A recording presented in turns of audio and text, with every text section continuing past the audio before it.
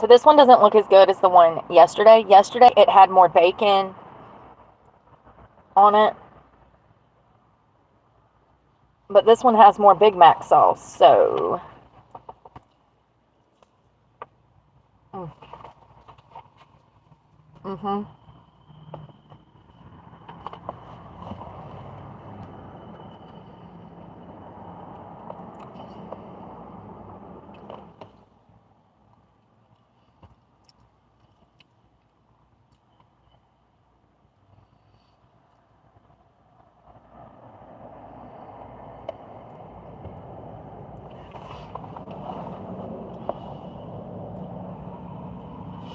So while I was started to look for an article that I found yesterday,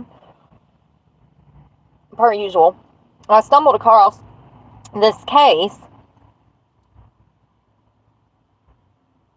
where a man murdered a woman because she was going to testify against him in a rape case. So he hunted her down and murdered her so that she couldn't testify. Cheeseburger pizza. It doesn't have as much bacon and stuff on it today, but it's okay. It has more Big Mac sauce.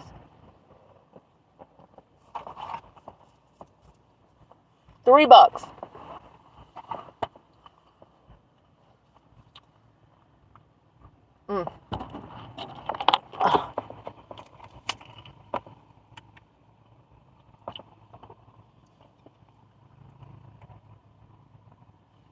So it says the Utah Supreme Court overturns a death sentence for a man convicted of murder. Whoa. Utah Supreme Court has overturned the death sentence of a man that was convicted of murder. And he murdered the woman to stop her from testifying against him in a rape case.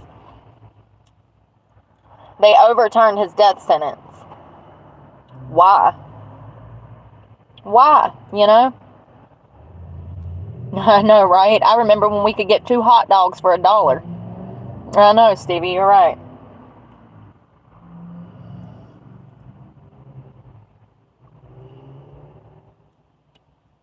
Douglas Lovell they said that he had ineffective attorneys at his sentencing hearing, but upheld his conviction and sent the cases back to a lower court for resentencing.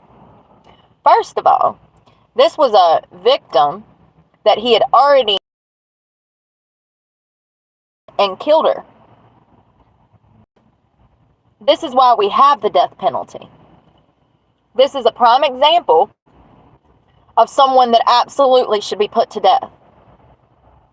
He's 66 years old and he's twice been convicted of capital murder. Twice. So, who qualifies for the death penalty if this guy doesn't?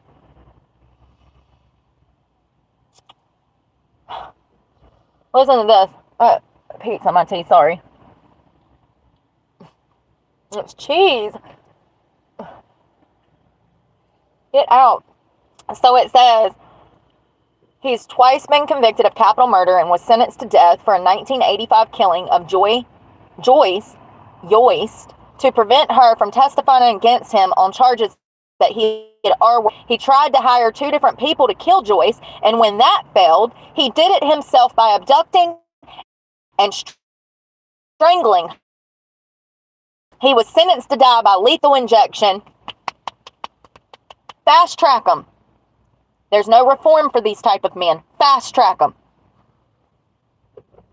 So it's a 42-page opinion. Justices faulted the attorneys at Lovell's 2015 sentencing for failing to respond to testimonies about his excommunication from the Church of Jesus Christ Latter-day Saints. Oh, there it is. There it is.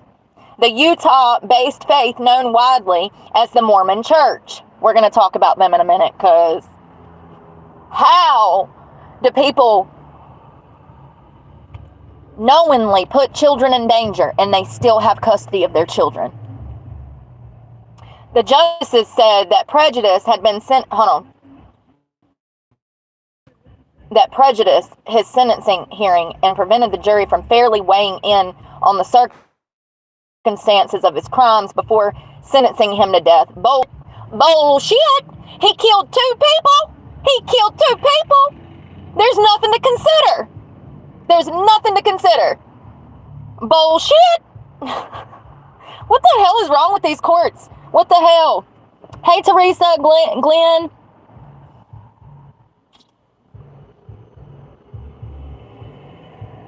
A state judge ruled in 2021 that the church did not interfere in Lovell's trial when it laid out ground rules for what local church leaders could say before they testified as character witnesses. Lovell had claimed the witnesses were effectively silenced by the church or never contacted at all by his court-appointed attorney.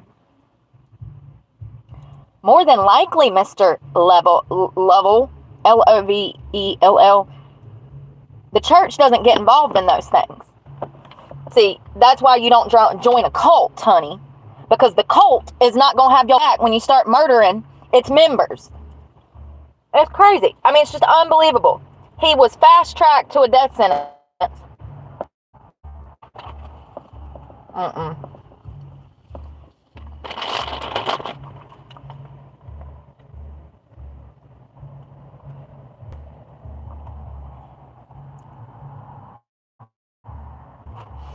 Lovell had been one of 7 inmates on death row in Utah. Learning of his sentences comes as another death row inmate, Tabron Dave Honey, faces execution by injection on August 8th. Yeah, that's why you don't kill people. So now they're asking,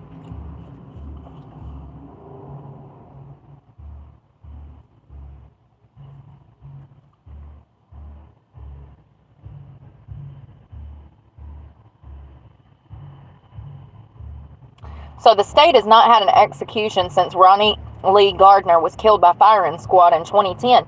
Bring that back. Why are we not killing these people that are unreformable? And they're soaking up or down. Let's see if I can find this. So let me just do a brief synopsis of what Latter-day Saints are, because they're evil, honey. If you haven't seen Eat, Sweet, Pray yet, you need to go watch that. It's on Netflix. It's about Jeff Warren and all of this cult. It's absolutely a cult. 100% a cult. It was really good.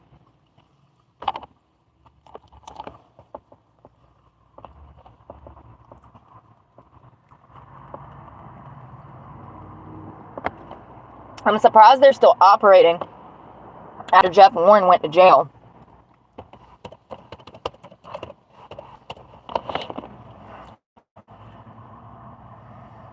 And I don't think that's his name. Warren Jeffs.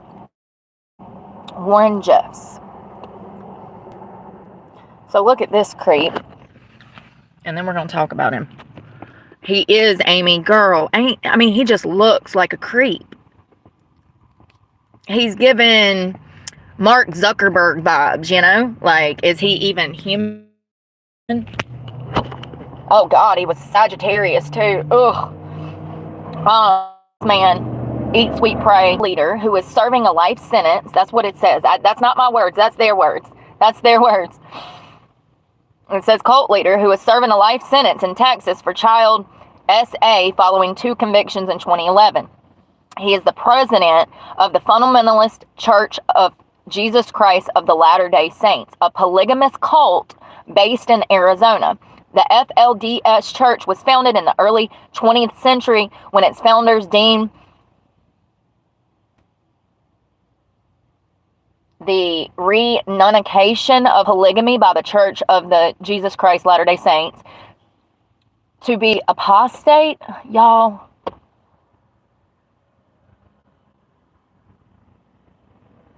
reunification.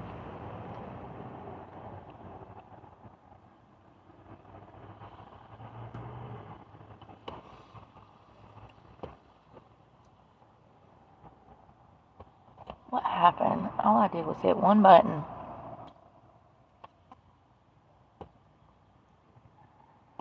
There we go. So,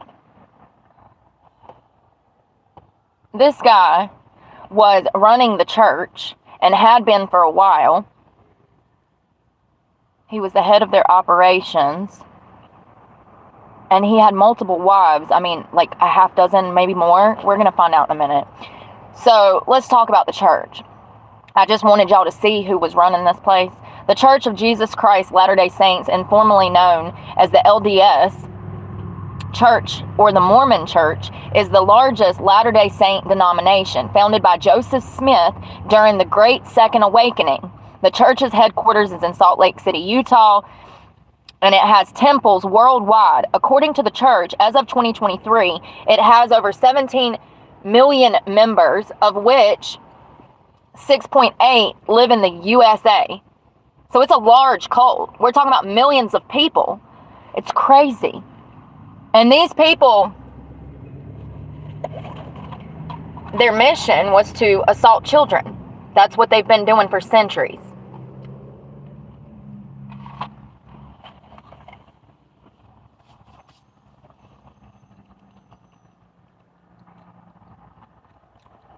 Let's learn about Joseph Smith, because I know he's a weirdo.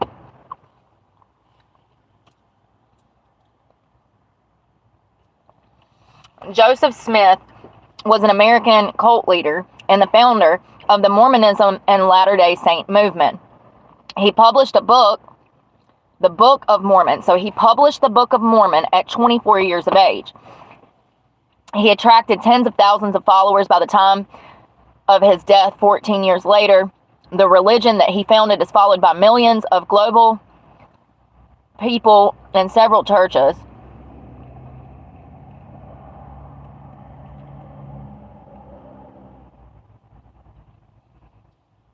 I'm looking into his history to do a brief, psychological synopsis of him. It says that he was born in Vermont. He moved with his family to Western New York following a series of crop failures in 1816, living in an area of intense religion. During the Second Great Awakening, Smith reported experiencing series of visions. The first of these was in 1820 when he saw two, images who he eventually described as God, the Father, and Jesus Christ. In 1823, he said he was visited by an angel who directed him to a buried book of golden plates inscribed with Judeo-Christian history of an ancient American civilization. In 1830, he published the Book of Mormon, which he describes as an English translation of those plates. Listen, you can believe this idiot if you want to. The same year, he organized the Church of Christ, calling it a restoration of the early Christian church. Members of the church were later called Latter-day Saints, or Mormons. In 1831, Smith and his followers moved west, planning to build a communal Zion in the American heartland. They first gathered in Ohio and established an outpost of independence in Missouri, which was intended to be Zion's central place during the 1930s. Smith sent out missionaries, published revelations, and supervised construction of the Kirtland Temple. Because of the collapse of the church-sponsored Kirtland Safety Society, violent skirmishes with non-Mormon missionaries and the Mormon order, Smith and his followers established a settlement in Illinois, of which he was the spiritual and political leader.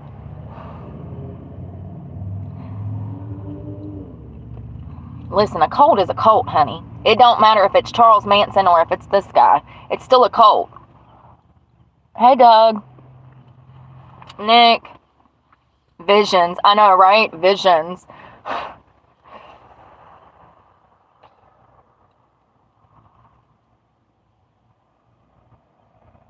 During his ministry, this Smith guy published numerous documents and texts, many of which he attributed to divine inspiration and revelations from God.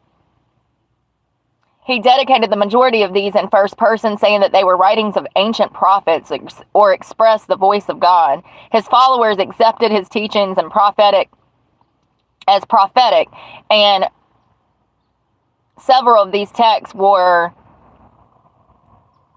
canonized by, y'all, the church used them. They use his words as scripture. They think that he was some prophet, that God was giving him visions, and that he had all of everything figured out, honey. I don't know how you could fall for something like this, but apparently over, what did it say, 12 million people or 17 million people have. So that's what makes it so crazy. There is so many layers to this onion. I guess we could just start with the human trafficking that goes on in this church. They were breeding young girls and selling them off at 10, 11, 12, 13 years old. And I wanted to see, here's the early years. Why has everybody got my damn birth date? I guess all Sagittarians are crazy like me. Joseph Smith was born on December 23rd, 1805 in Vermont. He was born to a merchant and a farmer. He was one of 11 children. At the age of 7, he had bone infections, received surgery, crutches for years, blah, blah, blah, blah.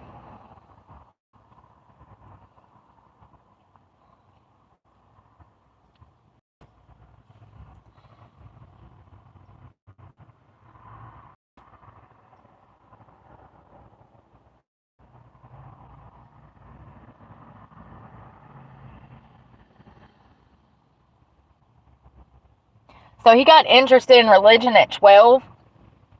And as a teenager, he dabbled in all kinds of different religions with other family members. He also engaged in religious folk magic, a relatively common practice at the time. Both his parents and his maternal grandfather reported having visions or dreams that they believed communicated messages from God. These people were probably damn schizophrenic, y'all, or tripping hard on some damn moldy bread.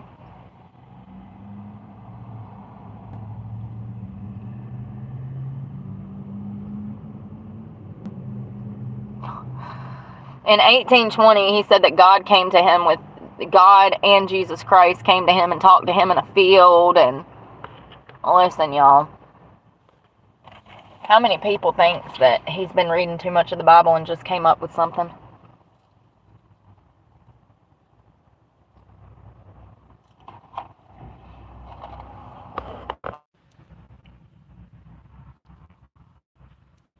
There it goes. I'm sorry. If you're too big of a pussy to say it to my face, you don't need a bitch. Bye-bye.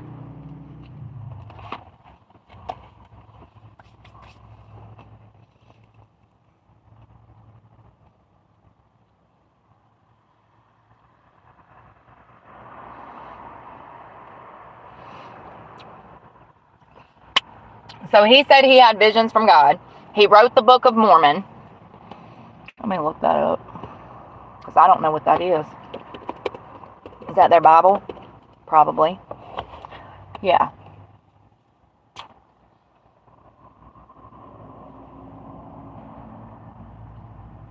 No, it ain't neither.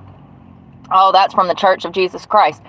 So the LDS Church, when you type in the Book of Mormon, the first thing that comes up is the LDS Church saying that this Book of Mormon is a volume of Holy Scripture comparable to the Bible.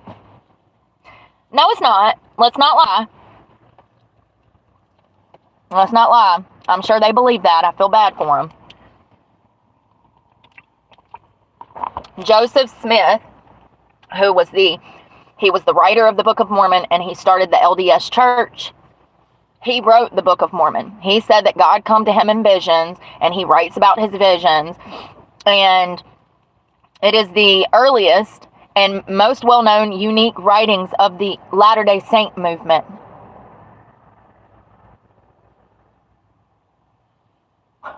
The majority of the Latter-day Saints believe the book to be a record of a real-world history.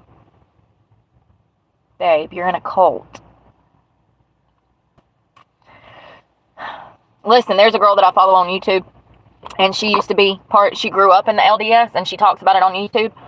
And it's crazy to watch her stuff because they're actually brainwashed to the core, and it's sad.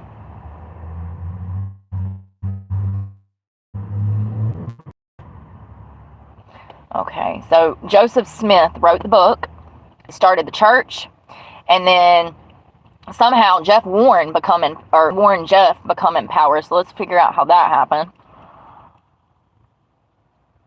I got cheese in my teeth. It's aggravating me.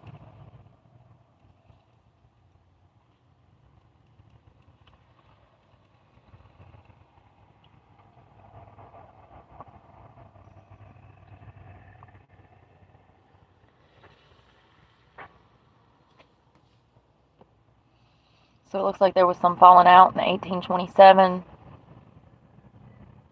Some of his followers doubted that these gold plates even existed. Yeah, they should have. Smart. It's probably the two smartest people in the damn congregation.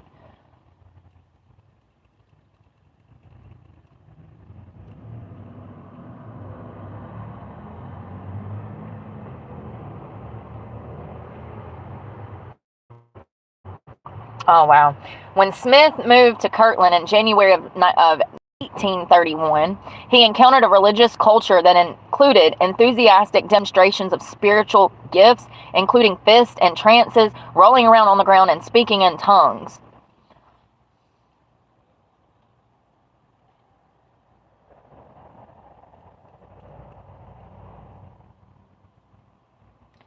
Converts poured into Kirtland. By the summer of 1835, there were 1,500 to 2,000 Latter-day Saints in the vicinity, many expecting Smith to lead them shortly to the millennial kingdom. What is that?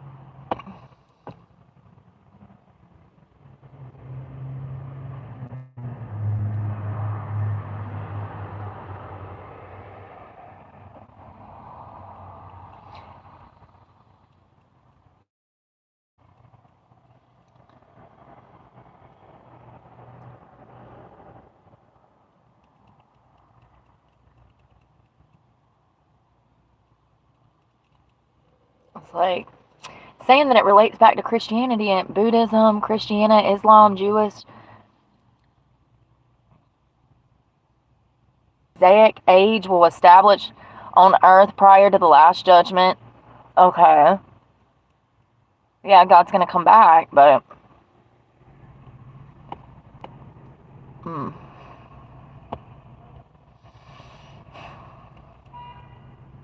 For most of the 1830s, the church was effectively based in Ohio. Smith lived there. He visited Missouri on and off.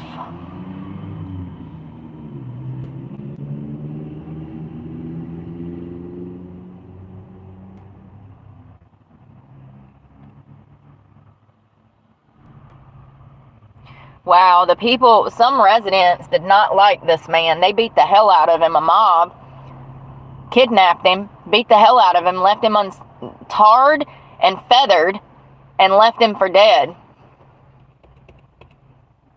Might have not been shouldn't have been messing with children, okay? And if we know what we know now about the LDS, about how they were grooming children, how they were specifically breeding young girls for men to sexually take advantage of, just imagine how bad that was in the 1830s. Disgusting.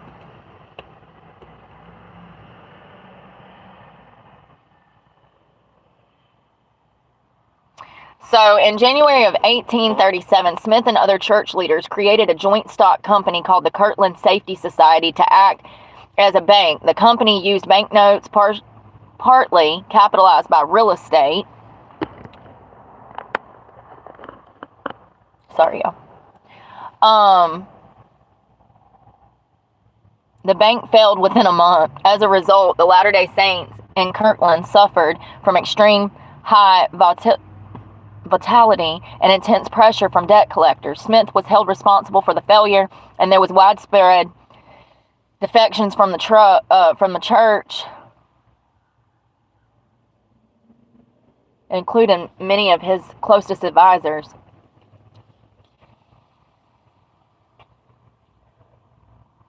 Wow. Wow. There it is. There it is. There was one of his business partners, Crowdery. He accused Smith of engaging in a sexual relationship with a teenage servant in his home, Fanny, Alger. So it goes all the way back to the beginning. And that is why the LDS church was created. Sex trafficking. It's pathetic. Sad. I wonder how many millions of victims have been victimized. If they have 17 million members,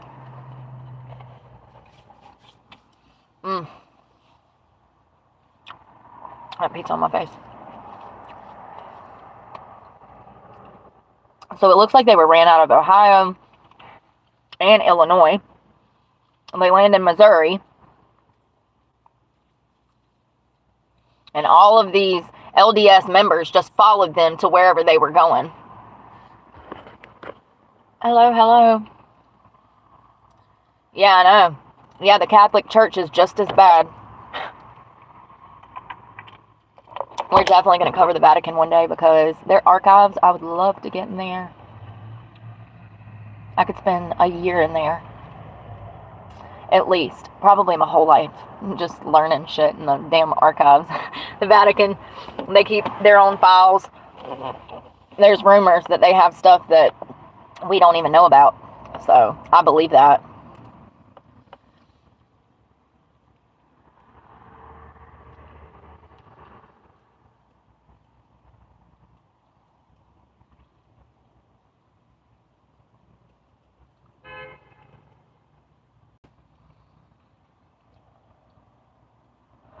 So by early 1844, a rift developed between Smith and a half a dozen of his closest associates, most notably William Law, his trusted counselor, and Robert Foster, a general. They disagreed with him about how to manage the economy. Both said that Smith had also proposed marriage to their wives. Believing that these men were plotting against him, Smith excommunicated them.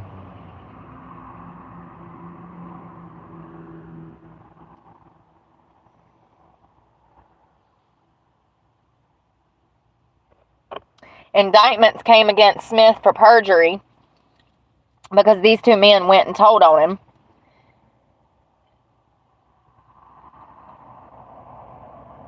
Indictments for perjury and polygamy. And he denied that he had more than one wife, but y'all, we know he had more than one wife. That's what the whole church is about.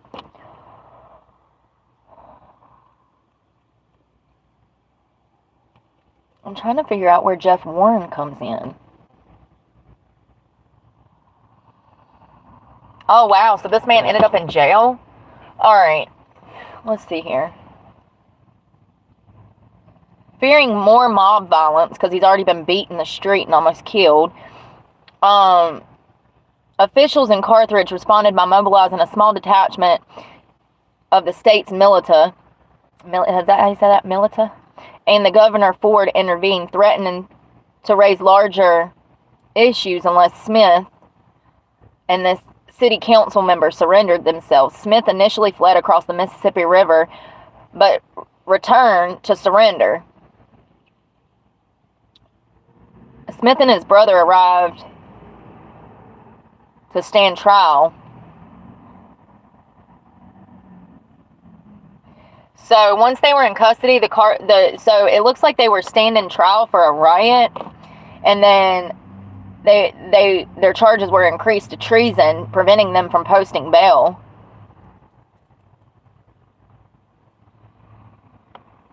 On June 1844, an armed mob with blackened faces stormed the jail where Joseph and his brother were.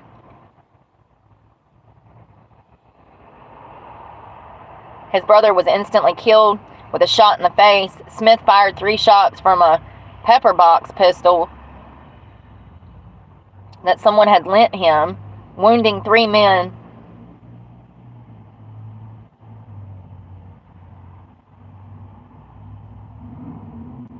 So it looks like they shot him, Joseph Smith. They shot him to death too.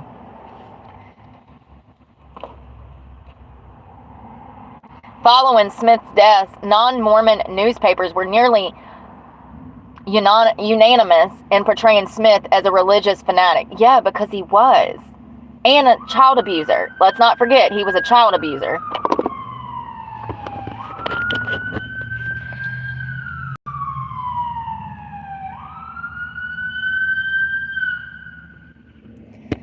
Police out here.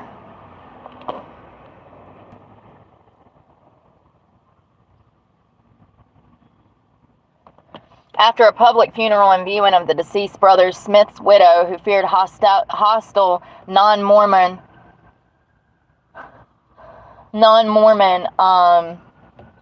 might try to desecrate the bodies. They had the remains buried at night in a secret location with special coffins.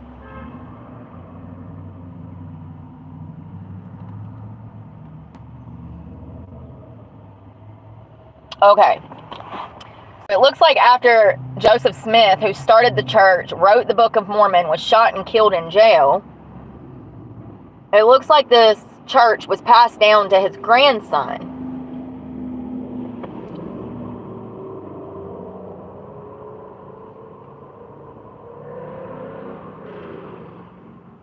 So, members of the reorganized church of the LDS, under the direction of then LDS church president Frederick M. Smith, Smith's grandson, searched for, located, blah, blah, blah, blah, blah, looking for a new place to start the church or start over.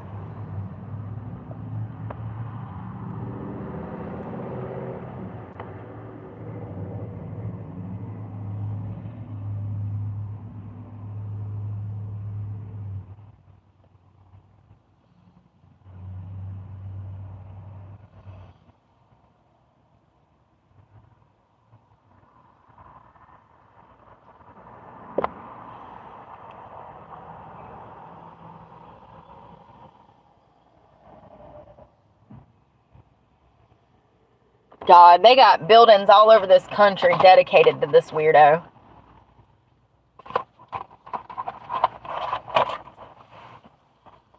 Why don't we tear them down?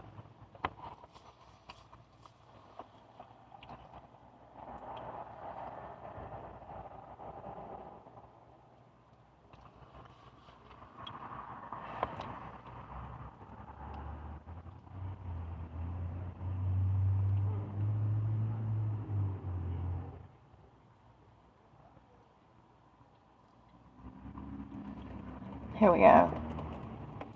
The first of Smith's wives, what did I say? He had to have had many. The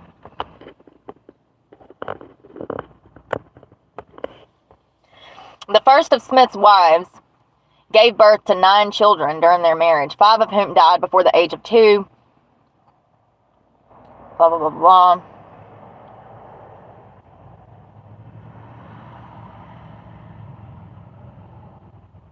So they had 5 children that lived to maturity.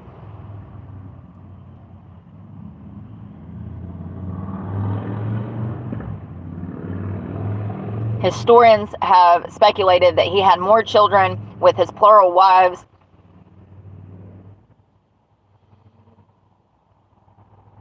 Maybe. They haven't been able to prove that through DNA. So after Smith's death, Emma, who was his wife, was alienated from the church, because that's what they do. The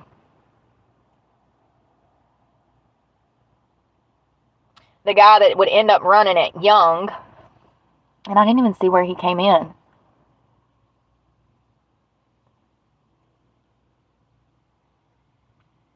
So they did some kind of, in a church-wide conference on August 8th, most of the Latter-day Saints present elected Young. It just says Young. It doesn't say Brigham Young.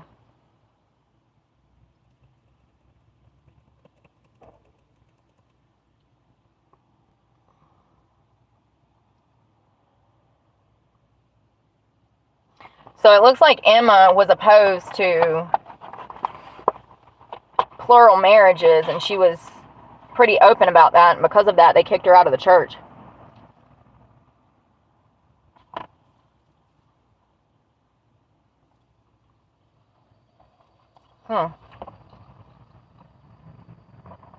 Poor girl.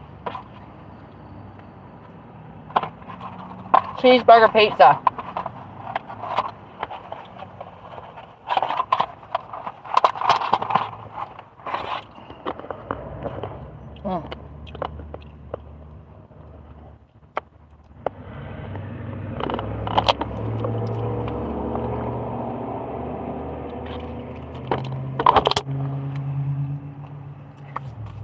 So they kick Emma out of the church because her husband, who opened the church and wrote the Book of Mormon, has now been shot and killed. And there's a new guy named Young who has taken over power. And they know that Emma is not okay with plural marriages that are polygamy, plural marriages. And so they kick her out of the church. And she actually maintained her belief that her husband, who was shot and killed, was a prophet. Poor girl. She also withdrew from the religion until 1860, when she affiliated with the LDS church headed by her son Joseph III.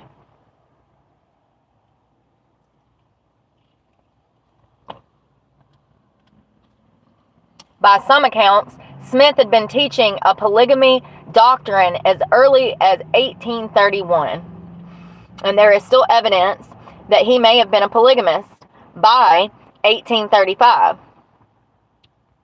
Although the church has publicly said that they don't get involved in polygamy, and we know that's a lie, because they were busted with a bed in a church that was an altar to mess with young kids on. So we know that that's a lie. They actually do practice polygamy, multiple marriages, and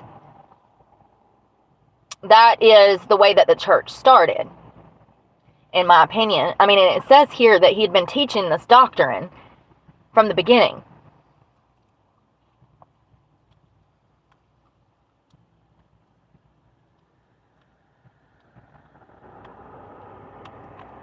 Got a hamburger in my teeth.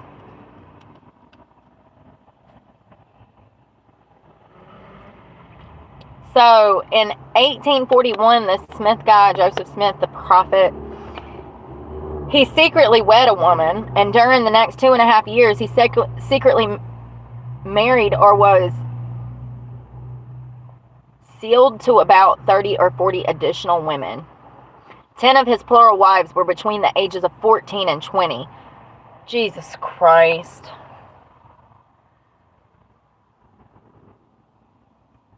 10 were already married to other men, though some of these polyandrous marriages were contracted with the consent of the first husband.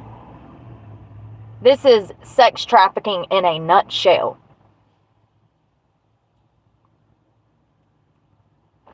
Ten were already married to other men, blah, blah, blah. Evidence for whether or not and what degree Smith's polygamous marriages involved sex is ambiguous and varies between marriages. Some polyamorous, is that what that means? Polygamorous marriages may have been considered sole religious marriages. Absolutely not. These were perverts that were messing with children, and they wanted multiple wives. You know, it was all about sex. Sex, sex, sex. God, I guess ain't nothing changed. That people have always been evil and weird, right? To start a whole cult because you want more wives is crazy.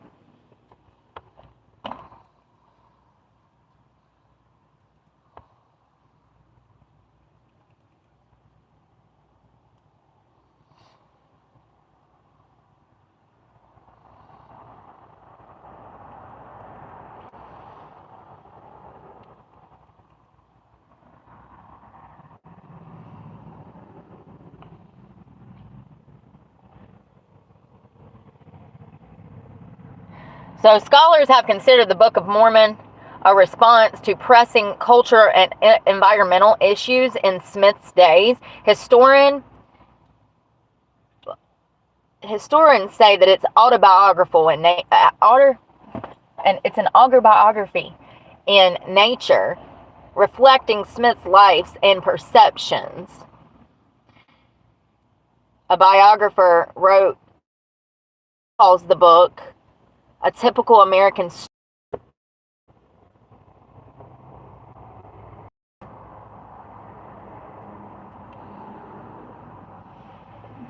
Smith never fully described how he produced the Book of Mormon. He only said that he translated by the power of God, implying that he had read its words.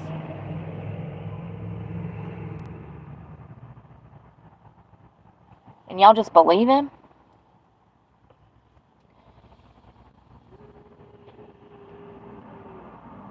Oh God, now he's acting like Moses. In June of 1830, Smith dedicated a revelation in which Moses narrates a vision in which he sees worlds without numbers and speaks with God about the purpose of creation and the relation of humankind to deity. Deity? Listen, this man was off his damn rocker trying to mess with children.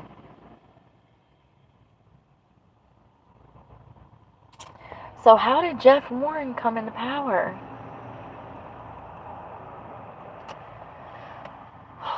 Let me see.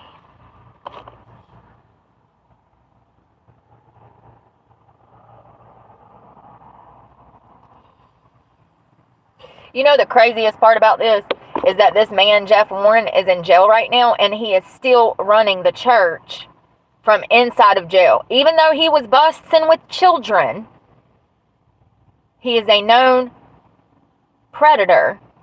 These people, these 17 million people that have been brainwashed by Joseph Smith and the Book of Mormon, still back this guy. Is that not scary? I think that's the scariest part, is that 17 million people still back him. They think that he was innocently... I mean, here's the thing. All of the men are involved because they want sex and young girls, and all of the women are victims. So you have all of these people that are complicit because, well, the women have no choice, but the men are definitely going to back him because this is why they joined the church. To be in polygamous relation. Is it polyamorous or y'all know what I mean. They want multiple wives. So in 2006, Warren Jeffs, who was the leader of the LDS church back then, and still is, he was placed on the FBI's 10 most wanted list for his flight from charges that he had arranged illegal child marriages between his adult male followers and underage girls in Utah. He absolutely did. He was marrying off young girls to men and profiting off of it. That is sex trafficking.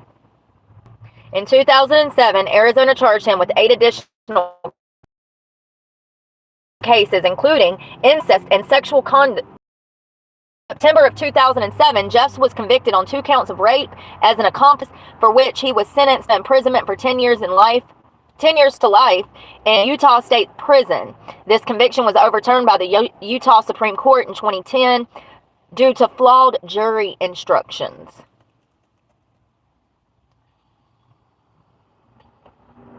Lord. Oh, it makes me so uncomfortable. He was extradited to Texas, where he was found guilty of SA of a minor for R-wording a 15-year-old child bride and aggravated SA against a different child for rape, for R-wording a 12-year-old child bride, for which he was sentenced to life in prison plus 20 years. Hold on one second. How many wives did Warren Jeff have?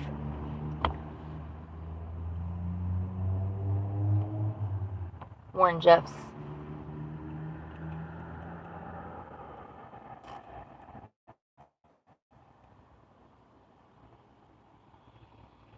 Wow, it was said he had 80 wives. 80 wives. I can't find one man out here that's worth a damn, but this man has 80 wives. 80.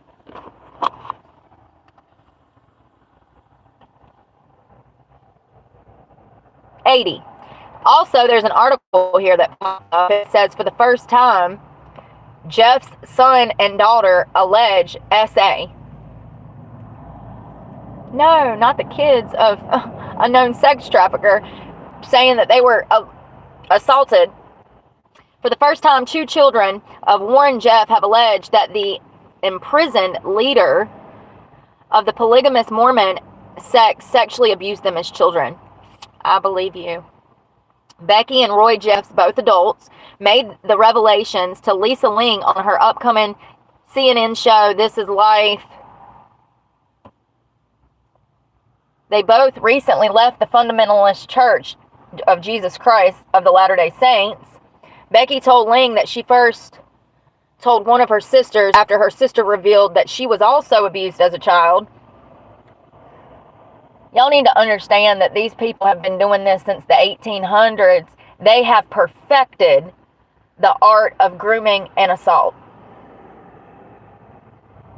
I think these people are 10 times worse than the Roman Catholic Church, if I'm just being honest.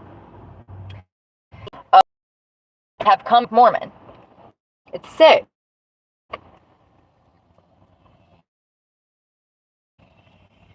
I thought I'm not the only one. They malign his nature. Poor kids. Becky and Roy are among 4 of Jeff's children who have fled the FLDS, which is based in the Twin Cities of Colorado City, Arizona, Utah. So they've got 1, 2, 3, 4, 5, it looks like 6 locations. El Dorado, Texas, Colorado City, Arizona, Hilldale, Utah, Mancos, Colorado, Boise City, Oklahoma, Custer County, South Dakota, and Boyneville, BC, Canada. Or British Columbia.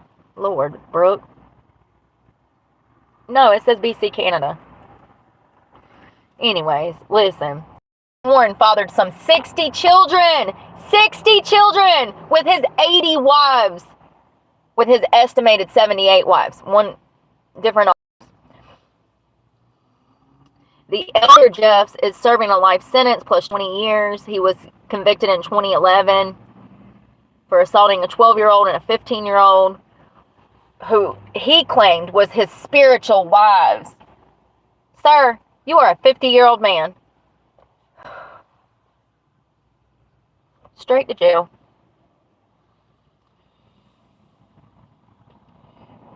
Despite his imprisonment, Jeff is still firmly in control of the Fundamentalist Church of Jesus Christ of Latter-day Saints.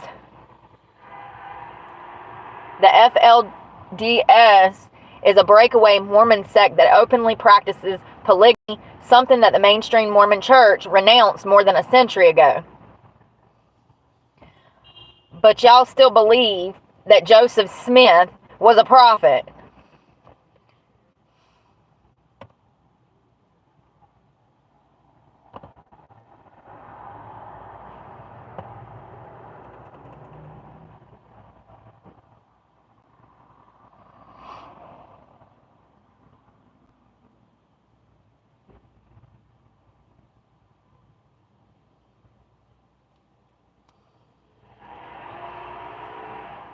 So it looks like in 1976, the year that Warren turned 21,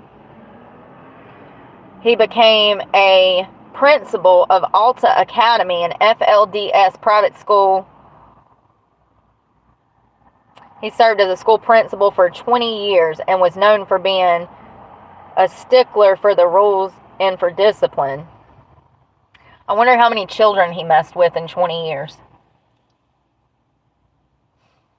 Because you know he did.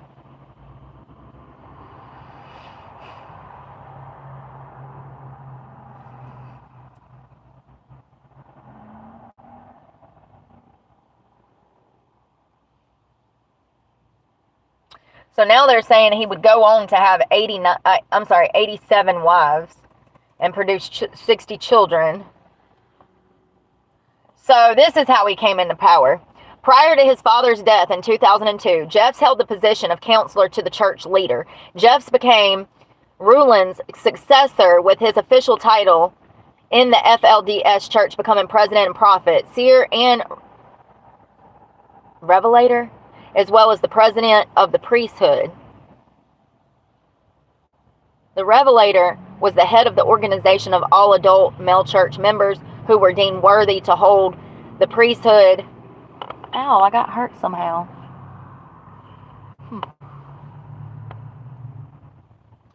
A tradition that carried on the Latter-day Saint movement. The deaths of Jeff's accession to the leadership position caused the split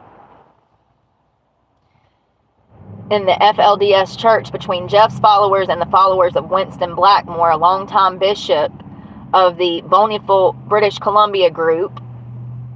More than half of the Canadian branch members left the FLDS church to stay with Blackmore as their leader, and Jeffs excommunicated Blackmore in September of 2002. Following Rowland's death, Jeffs told the high-ranking FLDS officials, "I won't say much, but I will say this. Hands off my father's wives. You women will live as if father is still alive in the next room." Within a week, he had married all of his father's old wives, all but 2 of them. One refused to marry Jeffs and was subsequently prohibited from ever marrying again, while the other, Rebecca Wall, fled the FLSD church. Naomi Jessup, one of Rowland's first former wives to marry Jeff, subsequently become his favorite wife and confidant. And I do believe that she was busted with him when they caught him, because he was on America's top 10 list and he fled. And they found him. Guess where they found him? At Disney World. He's out enjoying church payer funds, like blowing donations, traveling around the world. We'll talk about that in a minute.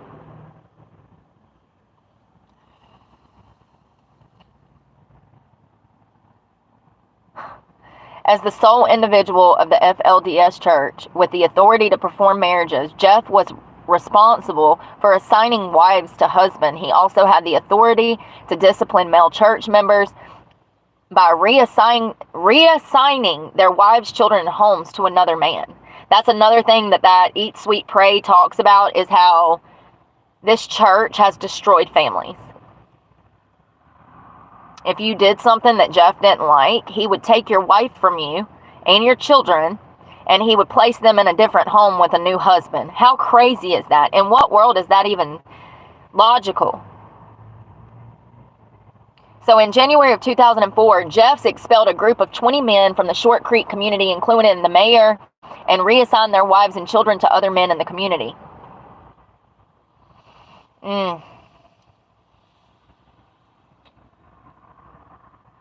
Jeff specifically taught that a devout church is expected to have at least 3 wives in order to get into heaven. The more wives a man has, the closer he is to heaven.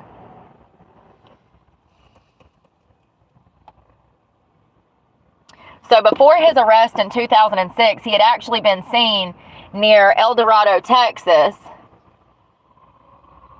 at the YFZ Ranch.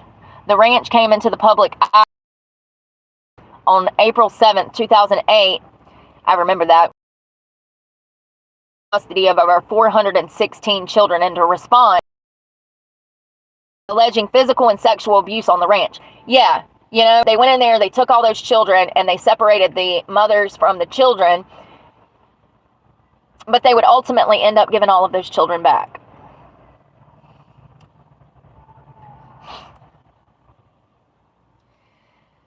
Let's see. The caller claimed to be a 16-year-old girl married to a 50-year-old man, and stated that she had given birth to a child a year prior.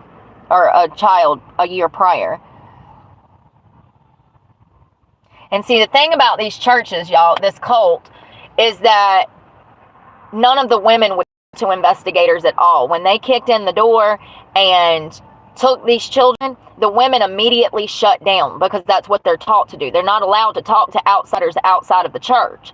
So it wasn't like the women were going to help their own children. You know what I mean? They weren't going to help their own children.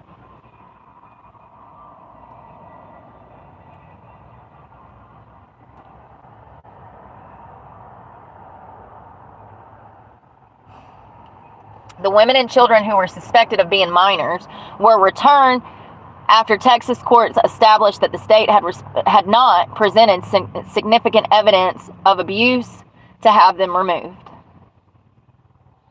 Excuse me, isn't polygamy illegal? Isn't it illegal to have multiple wives? Is that not grounds enough to say that a home is unstable?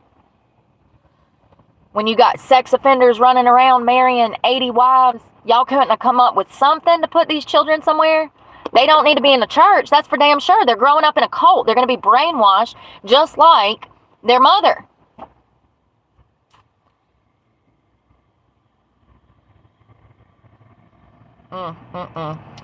This is the crazy part.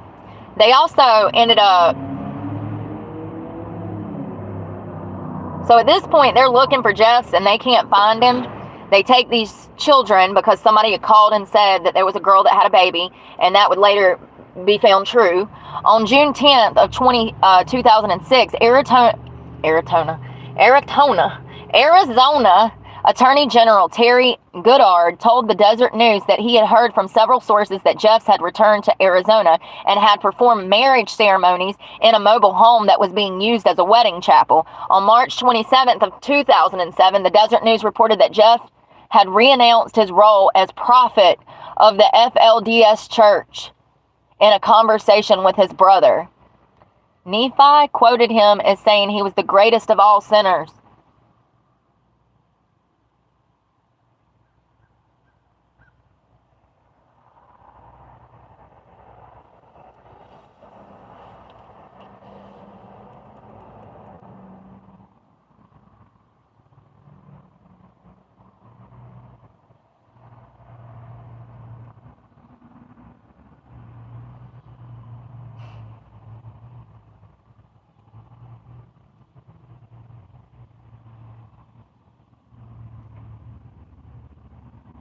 So it looks like he attempted to resign from the church as the president in 2007.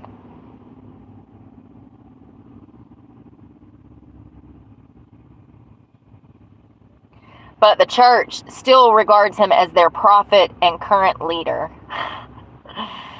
A convicted child R-wordist.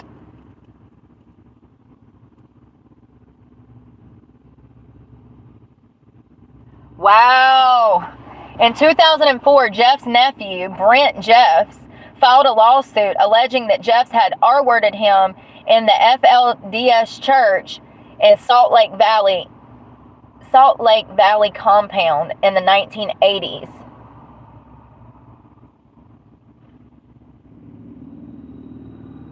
Now, there's a book on this. Brent wrote a book. It's called Lost Boy, which recounts the incidents of sexual abuse inflicted upon him by Jeffs, his brothers, and other family members. Jesus Christ.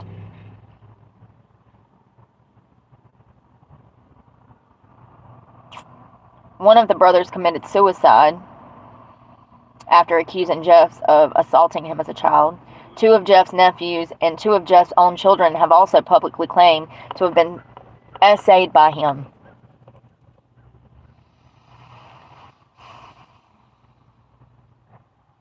In 2005, Jeffs was charged in Mohave County, Arizona with SA on a minor and with conspiracy to commit sexual misconduct with a minor for allegedly arranging, in April of 2001, a marriage between a then 14-year-old girl and her 19-year-old first cousin, Alan. The young girl, Alyssa Wall, known as Jane Doe number 5, is the youngest sister of Rebecca Wall, testified that she begged Rulon Jeffs to let her wait until she was older to choose another man for her. The elder Jeffs was apparently sympathetic, but his son was not, and she was forced to go through with the marriage. She also was R-worded repeatedly and had a miscarriage.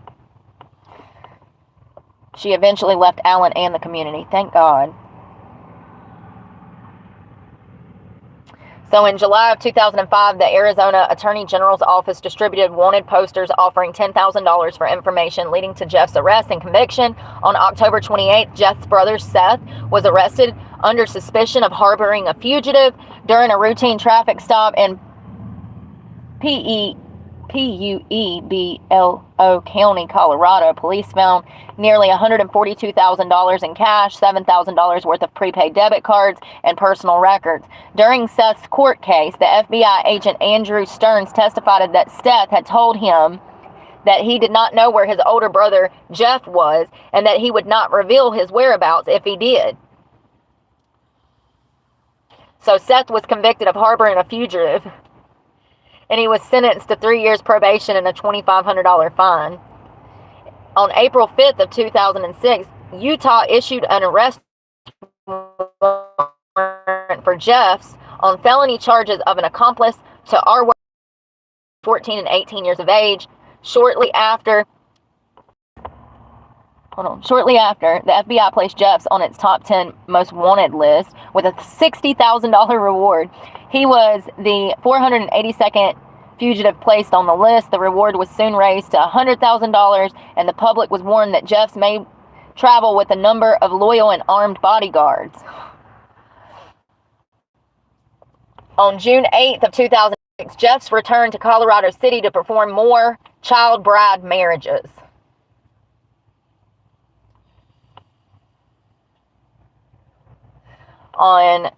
In 2008, the Smoking Gun website released images of Jeffs with two underage wives, one of whom was 12 years old, celebrating first wedding anniversaries in 2005 and 2006. How sick.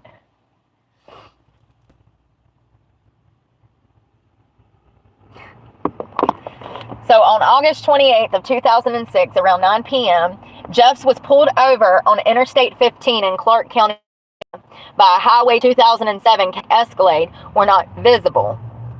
One of Jeff's wives, Naomi Jessup, and his brother Isaac were with him. Jeffs possessed 4 computers, 16 cell phones, disguises, which included 3 wigs, 11 pairs of sunglasses, and more than $55,000 in cash. Jeff's wives and brothers were questioned and released. In the Nevada court hearing, Jeffs waived any challenge. So he faces 2 counts of first-degree felony R-word charges. Each carries 5 to life in prison.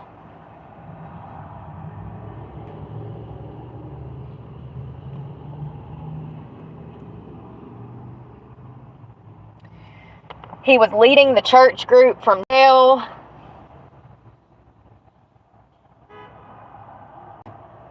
Yes, good. In May and July of 2007, he was finally indicted on more charges, 8 counts of sexual misconduct with a minor and incest.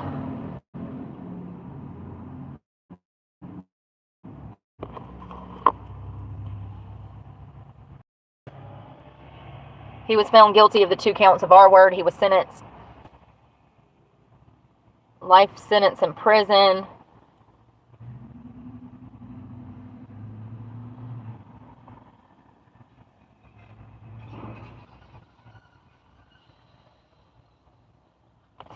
So he was also scheduled to be tried in Arizona. He had entered a not guilty plea to sex charges stemming from the arranged marriages of 3 teenage girls to older men. He was transported to await trial.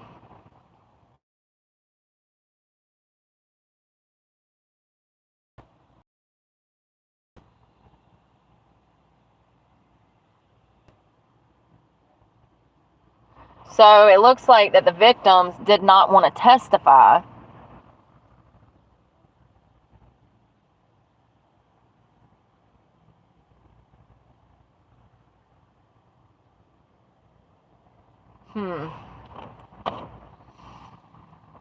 So on August of 2011, he was convicted in Texas on 2 counts of SA on a child and sentenced to life in prison. He will be eligible for parole. The fuck not. Do you hear this shit? Don't get caught with a vape pen in South Carolina because you'll get felony charges. But you can go start a cult, harm hundreds of children, if not thousands, and get parole in 2038. Y'all, we've got to do better than this. We've got to pass some kind of laws, death penalty, fast track. If you mess with a child, death penalty fast track, because that, psychologically speaking, these perpetrators never get better. They get worse with age. So knowing that no amount of therapy, medication, or reform will help them, why do we give them second chances? This is what the death penalty is for. If anybody deserves the death penalty, it's Warren Jeff. Absolutely. So apparently he tried to off himself a few times. So sad he wasn't lucky.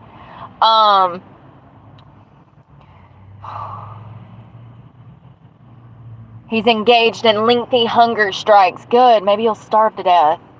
Like, seriously.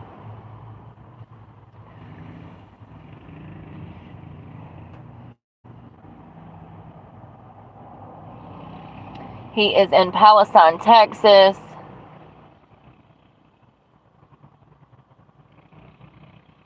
Oh, what an idiot.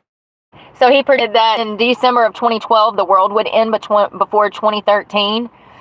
And he called his followers to prepare for the end. In 2012, while incarcerated at the Palage unit, Jeffs released a book titled Jesus Christ, Message to All Nations, compelling various revelations that he stated he had received. Copies of the book were mailed to Utah state legislators by the FLDS Church. Federal prosecutors stated in 2016 that the publication had been financed by $250,000 in money defrauded from federal welfare programs and laundered through the FLDS shops. Jesus Christ.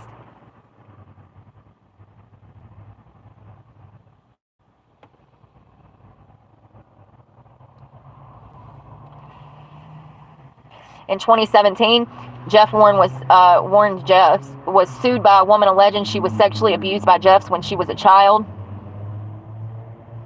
Apparently, he suffered a mental breakdown in 2019.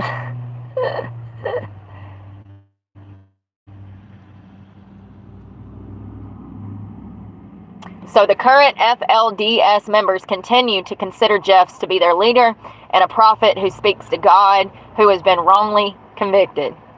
Once again, all of the women and children are victims. All of the men are in on it. That's why they're part of the church, honey, because they're pedophiles just like Kim. These people have been brainwashed, and it's sad.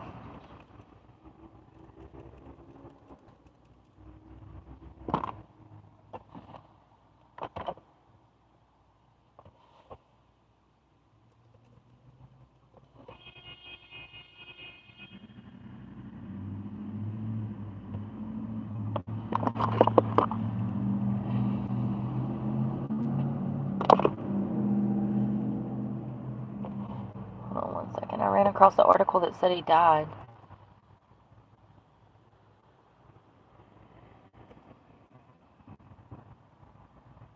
Oh, that was his son. His son took his life. Jesus Christ. He was the first of Jeff's children to speak out about the havoc his father wreaked on so many lives, and he continued to speak out, hoping to give strength to those still under Warren Jeff's control.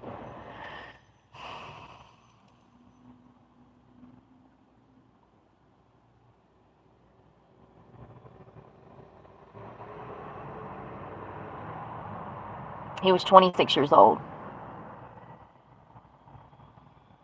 And he had 80 wives and about 50 to 60 children. They don't know exactly how many. Y'all, let me just describe to y'all what was in this church. Okay, they built this church out in the middle of BFE, and he had an altar that was a bed that he would take children up there and mess with children. In the church, there was a bed in the church. Y'all, they found all stuff. Let's see. That's what I was going to look at.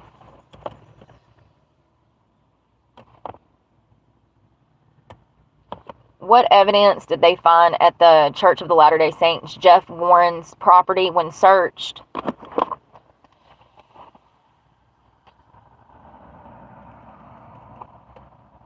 They had marriage records. Jesus Christ, what an idiot. A 12-year-old child bride he married. I mean, it's just crazy. and it was the Zion Ranch near El Dorado, Texas, that was raided.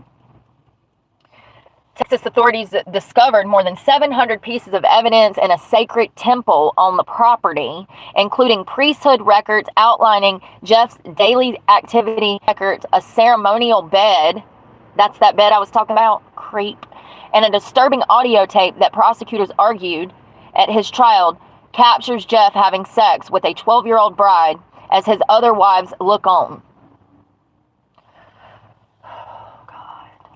You know, the sad thing is that when you're that young and you grow up in a cult like this, you think that shit's normal, honey. You think that that's just the way everybody is. It's sad. So the evidence was discovered after Texas authorities raided the ranch in April of 2008 in a response to a call to a crisis center from a woman named Sarah Jessup Barlow. The caller told the crisis center that she was a pregnant 15-year-old girl who had been SA'd by her much older husband, Dale Barlow.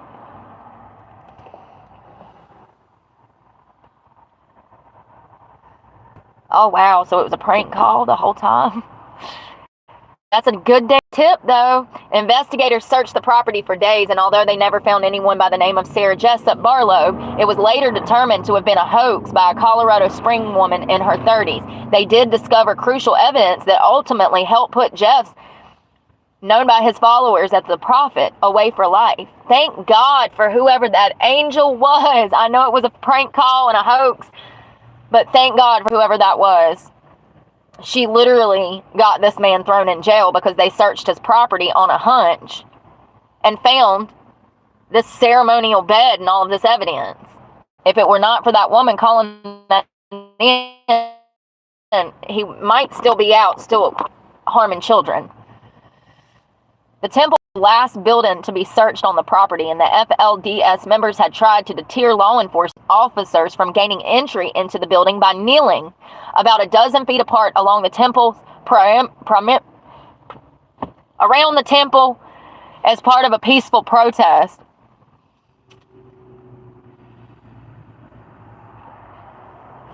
This is what one of the FLDS members said as they were blocking the temple's entrance. Quote, Warren told us if we allow genitals into the temple, there will be certain sacred spots on the land. What? That it would be the end for them. Despite objection, law enforcement officers says they were tasked with doing a thorough search of the property. We knew the temple was a hot button for the FLSD community, and we did not want to desecrate the temple, obviously. And they were looking for this Sarah Barlow, so they had to search the property because they thought that there was a missing pregnant girl there, or was pregnant. They have digital evidence, photographs, group records, family records, bishop records, more than 700 pieces of evidence. It was a roadmap to their criminal activity.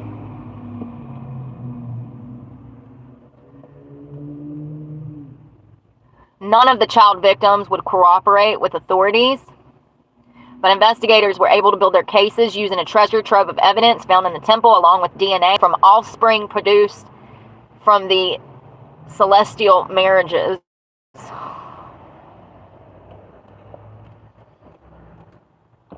The most notable criminal case was that of the group's leader, Warren Jeffs, who was charged with SA. Yeah.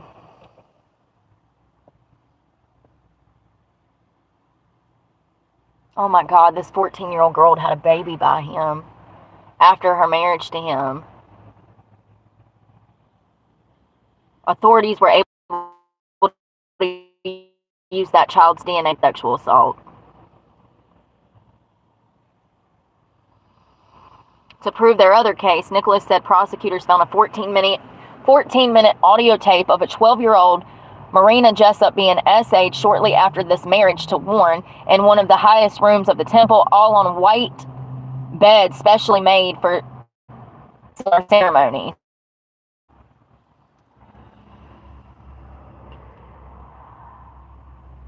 Jeff can be heard on the audio recording saying, "We bless you with the power of God to now become heavily sensitive."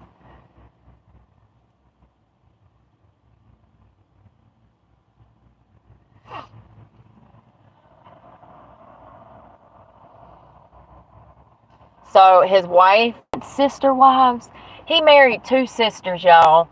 And the oldest sister, one of Warren's favorite wives, denied the prosecutor's account of the audio, saying that Warren was sick with a kidney infection, was breathing heavily for that reason. She insisted there was no sexual thing about the tape and said that it had been a blessing to seal the love of God in her mind and heart. Y'all, this woman is so brainwashed. God, Jesus, what was that? It was a blessing to seal the love of God in her mind and heart by being with Warren? What in the hell?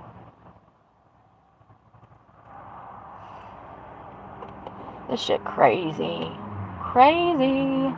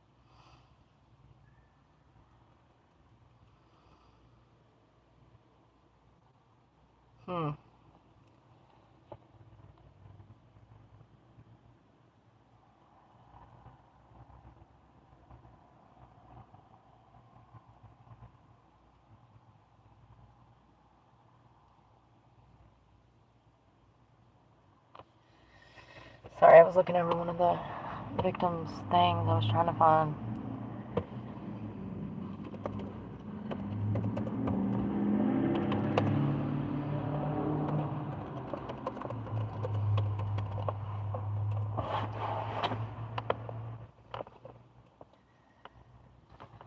God dang, that sun.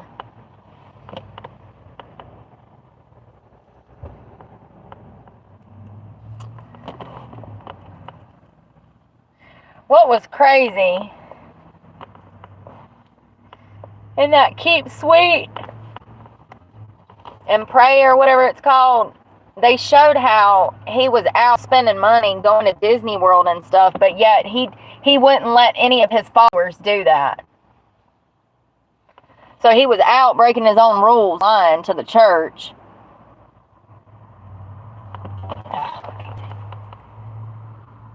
And he's out at Disney World drinking. Throwing down with his favorite wife. He left all 79 others at home with the 60 children, I guess.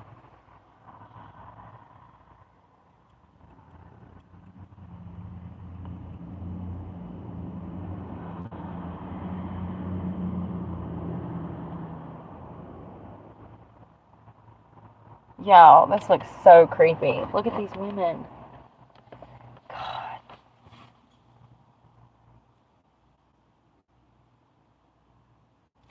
I was trying to see.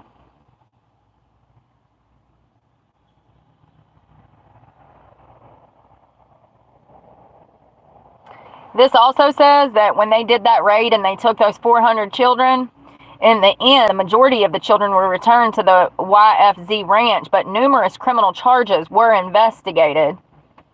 Additionally, other people, other men.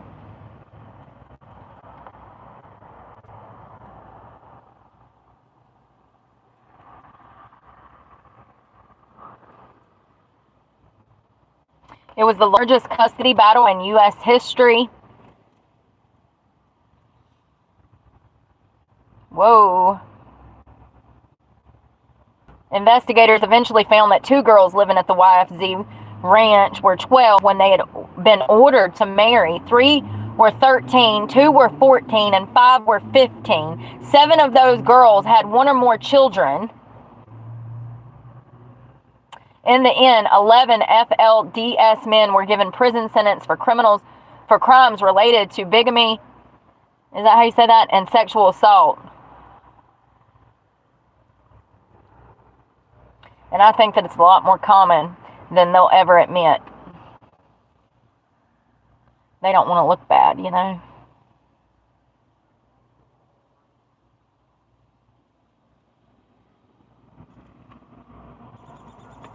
So sick.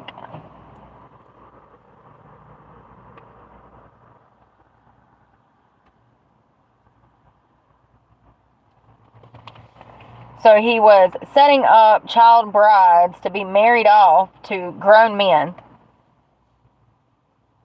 But he'll be up for parole in 2038. After he is charged with 4 counts of messing with children.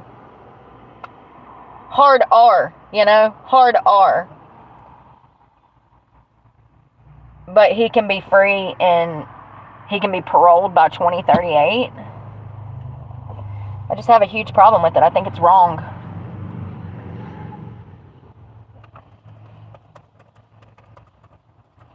And he's still running the church.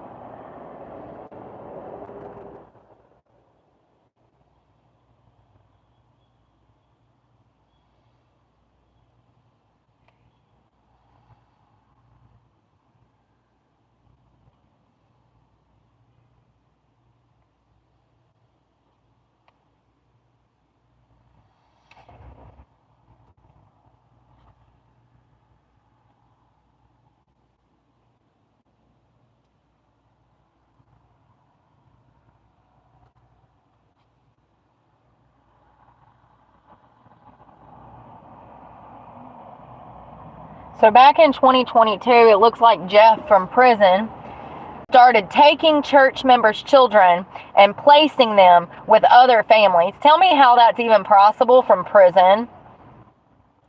It says that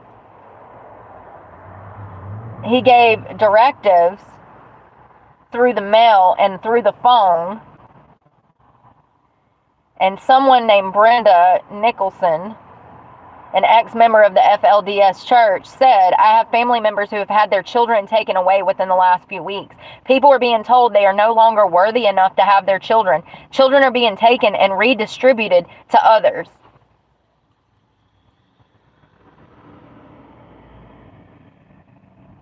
In the past, Jeff has told some people that they are unworthy to be a member, and they have been sent away, cut off from family ties, and sometimes income and housing. Others have had their families split up, with wives and children moving in with other families. That sometimes triggers custody issues with one relative in the church and another outside the faith. They get a call from this convicted pedophile, convicted of R-wording children. He gives them a call and says, hand over your children. And they are like, it's not what they want to do. They don't feel like they have a choice. There's no consent when it's coerced.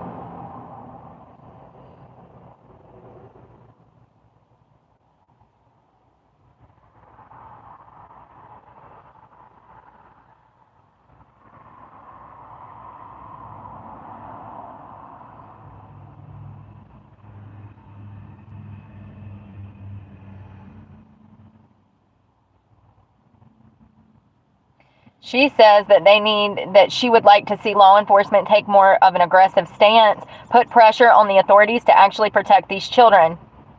I really, really get tired of the idea that the so-called religious freedoms of a few men to practice their deeply held beliefs gets to trump the basic rights of women and children. You know, laws are useless if they aren't enforced.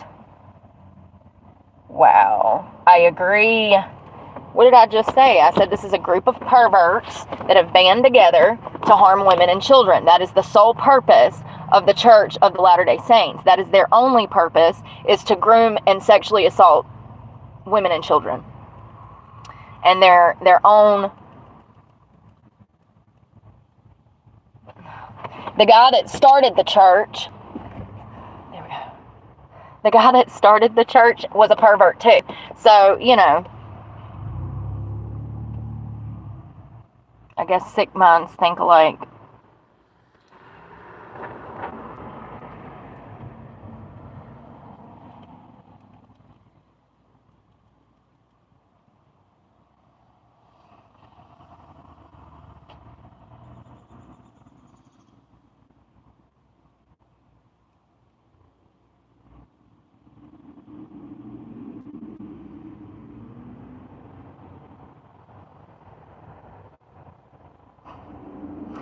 Jeff's banned television, movies, popular music, and fictional books. He also executed strict mandates on behavior, dress, and language. Women were told to keep sweet, suppressed emotions and feelings, obey their husband, and above all, obey Jeff's, the all-knowing prophet.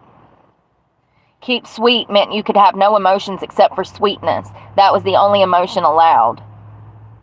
Look at this picture. Look at this picture. Look at this old geezer, old pervert, with all these young women. And a few of them look young to me.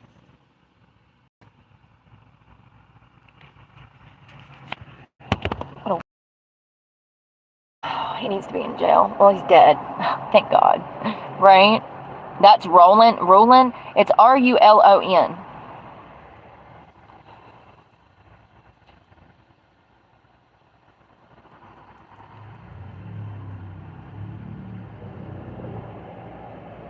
Oh, God.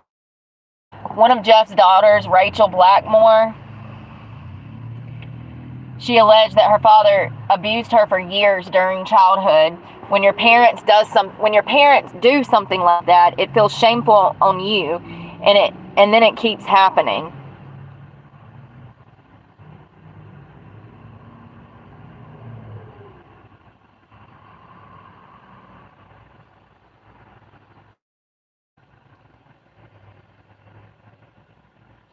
God, look at this.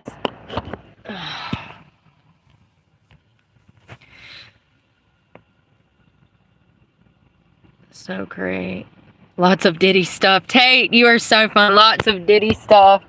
Oh my God, the LDS church. Lots of Diddy stuff. Oh, that was good. I love that. Yes, they were doing lots of Diddy stuff. Sure was. Bunch of weirdos. Maybe they should put Warren and Jeff and Diddy same cell together and see what happens. I wonder who's going to turn on who first. You think Diddy will take him, or you think he'll take Diddy? I don't care. Maybe they'll kill each other and do us all a favor. So Jeff, when they put out a warrant for his arrest, he went on the lam and went on a cross-country trip with his brother, his favorite sister wife, and they fled. And it says he was hiding out in very built in El Dorado, Texas. He would send hand-picked flowers.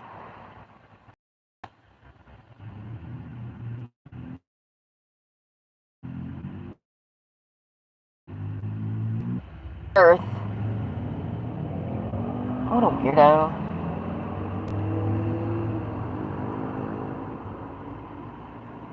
Oh my God, y'all, look at this. Look at this. That's his bride. Yo. Oh no, that's Rachel. Okay, Jesus Christ. But he still messed with her too. So that's the girl that was just saying that he messed with her time and time again.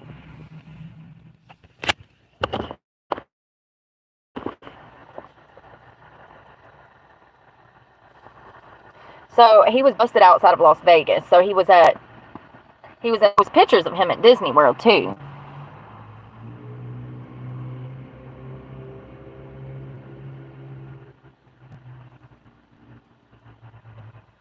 Look at this compound. That was one of the buildings. It's like this huge compound.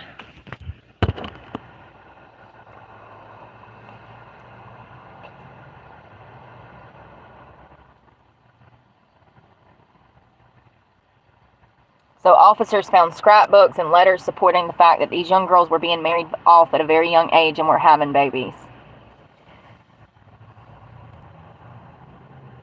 Also discovered a pregnant 15-year-old at the ranch who was carrying Jeff's child.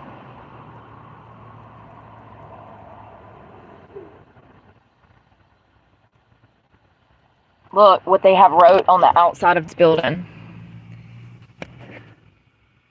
Pray and obey.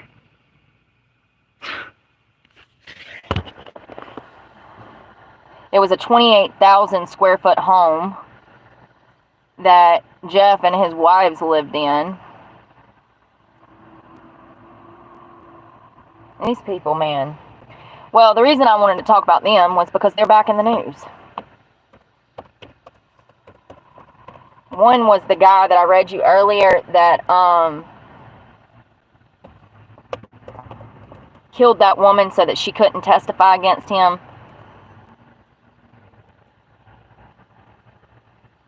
No, I don't want the actual church news. Like, I want the news. Jesus Christ.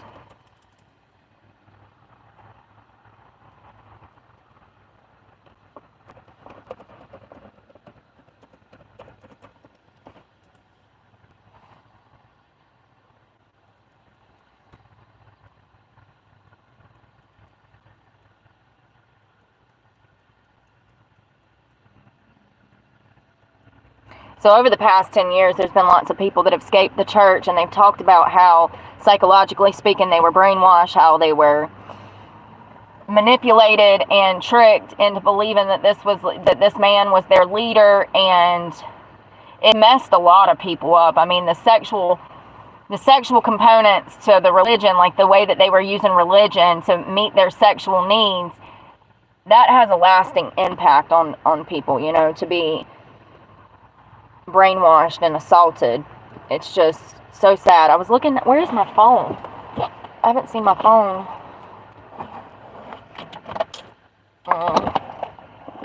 What the hell? I never got out the car, so where's it at? God, please tell me I didn't leave it somewhere. Okay, here it is. Like, where's it at? So that one guy that I just read you about, let me find it. Why is it so hot? Like, I'm sweating so bad right now. Oh, probably because that sun's, like, right on me.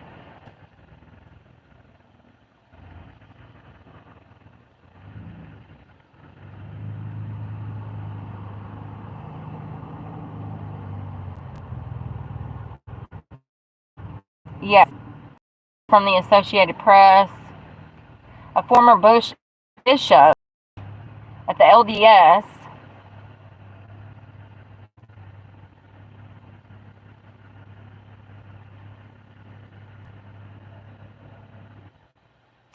he was arrested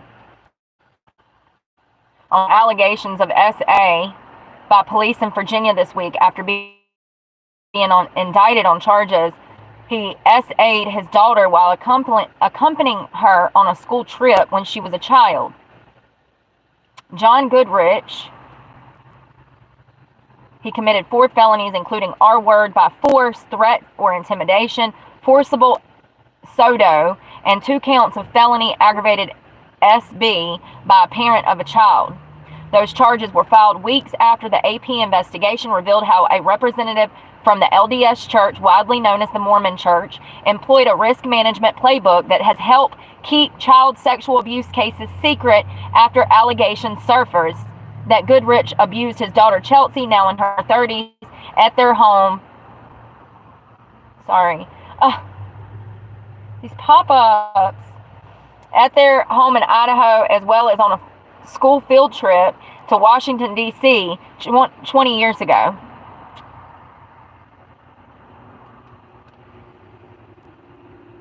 If he did it to his own child, imagine how many other children he's done it to. John Goodrich arrest in Virginia comes nearly 8 years after he was arrested in Idaho on similar charges. Chelsea and her mother Lorraine went to the Idaho police in 2016 to report wide-ranging allegations of abuse during her childhood. Good for the mother, having the daughter's back. Good for the mother. Those charges were eventually dropped after a key witness in the case, another Mormon bishop, whom John had made a spiritual confession to about him and his daughter, refused to testify. What a bitch.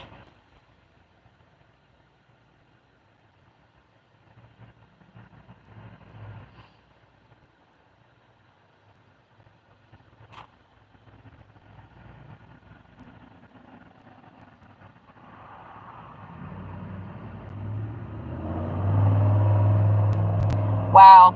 So it looks like this John Goodrich got another guy involved to kind of mediate his daughter, his ex-wife, and him. He offered him $300,000 not to go to the news or the press or tell anybody that he had done this to Chelsea, and they said absolutely not. Chelsea and her mother were offered $300,000 in exchange for a confidentiality agreement and a pledge to destroy their recordings of them. So they had been recording private conversations. The church also employed the use of its so-called sex abuse helpline, which John Goodrich's bishop had called after his confession. The helpline is a phone number set up by the church for bishops to report instances of child SA abuse instead of connecting church victims to counselors or other services. However, the helpline often reports serious allegations of abuse to church law firms.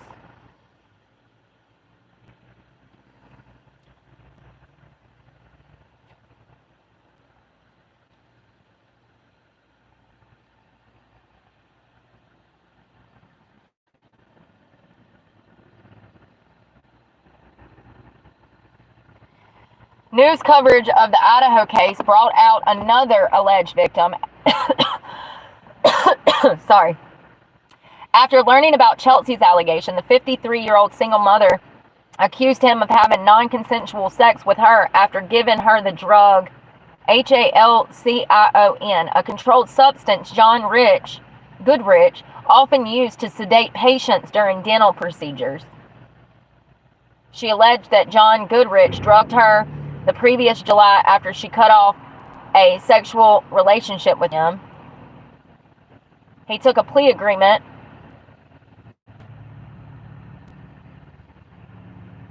Whoa. Chelsea Goodrich approached the AP with her story, she said, because her father remained free and practicing dentistry in Idaho with access to children.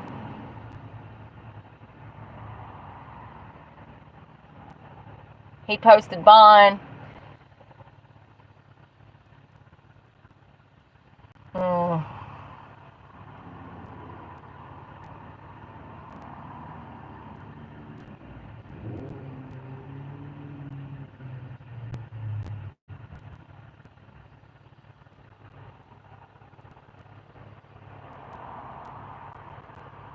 And it's just one after another. Harrisburg lobbyist LSD church leader charged with not reporting child R-word allegations. This is out of Pennsylvania. They have charged Rhett Hens, a lobbyist, stake president of 7 area church of the LDS. They charged him with being aware and not reporting the child SA.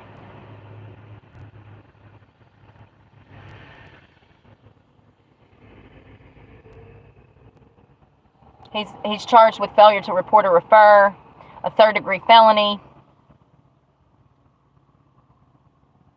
Good.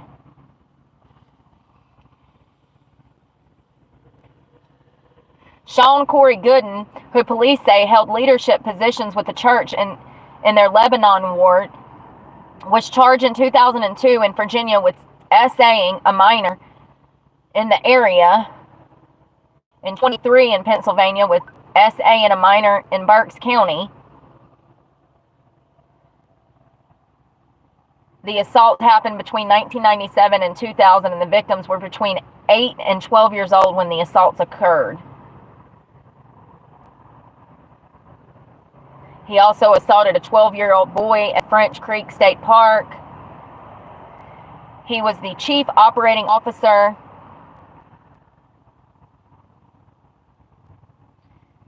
And it sounds like they charged his boss because his boss was aware that he was doing this.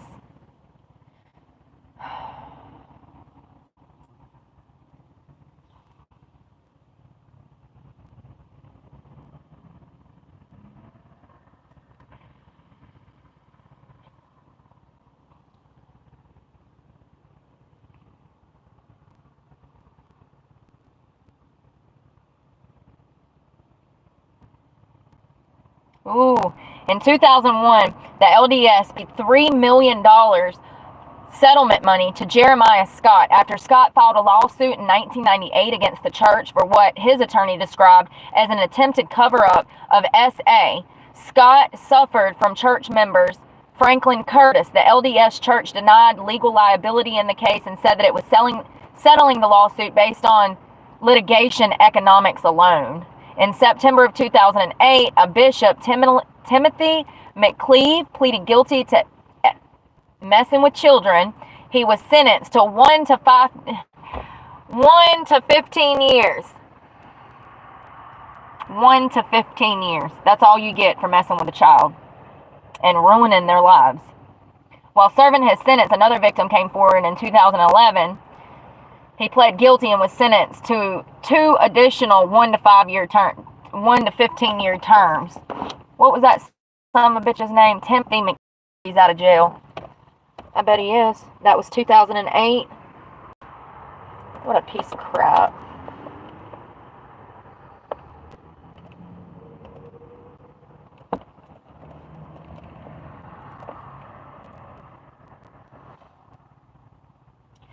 Oh, he was sentenced. Hold on.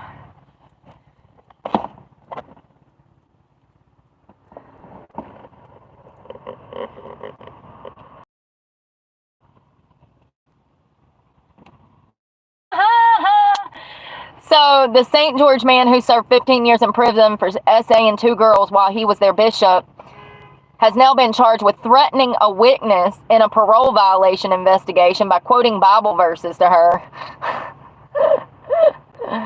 Timothy McCleave, 69, has been charged with retaliation against a witness, victim, or informant, a third parole, and the conditions for being a Utah sex offender and kidnap registry by speaking to children he was not supposed to be interacting with. What do I tell you? They don't stop. Y'all want him to go pick up a kid off the road? He's already making contact with minors on parole. He should have been put to death. Plain and simple. Would have saved us all money. Wouldn't have to do no more investigations. Just kill his ass. Fry him. Stick a needle in his arm. Death by fire and swat. I don't care. You pick one of them. In June, he learned that a woman who lives in his neighborhood is a witness to a suspected parole violation and investigation by adult probation and parole. Just an hour after learning the woman was a witness, McCleave went to her house to find out more about the investigation. He began reading Bible scriptures and telling the witness that she shall face the same punishment as the sinner.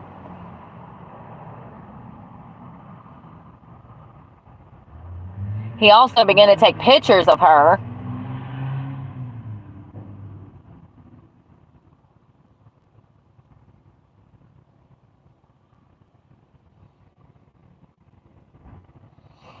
He sounds dangerous as hell. In 2008, he pled guilty to 2 counts of SA child, a second-degree felony for repeatedly SAing, abusing 2 girls while he was their Latter-day Saint bishop. Although prosecutors say there was 3 victims, he was sentenced to 2 consecutive terms of 1 to 15 years, which is not enough. While at the Utah State Prison, another victim who was abused in '94 came forward. He was charged in 2011 with 2 more counts of SA of a child, second-degree felony, pled guilty, and was sentenced to 2 more terms, 1 to 15 in prison. Those sentences were ordered to be served consecutive to each other. Okay, not concurrent. He was granted parole in June of 23. He served the maximum time. It would have expired in... He served the maximum time. The Board of Pardons issued a warrant for his arrest the day after he was arrested by St. George Police.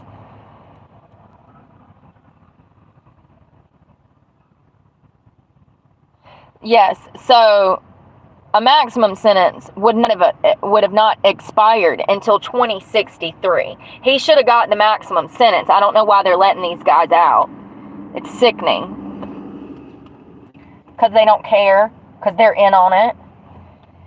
In March of 2010, former LSD Church Bishop Lyon Kenneth Sr., holy crap, he was charged with 43 felony counts of SA, sexual exploitation of children, and he was imprisoned in Utah.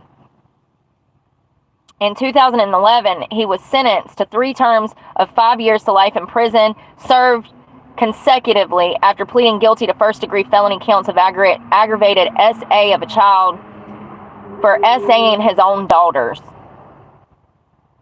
Michael Jensen, son of a local Mormon family. I found this on the web. No.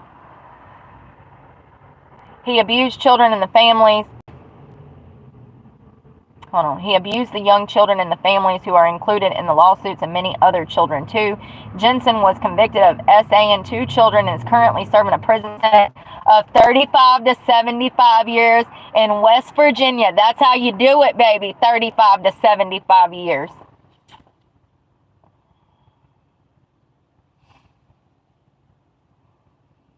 They classified him as a violent sexual predator. But y'all think that he should get out in 25 to 75?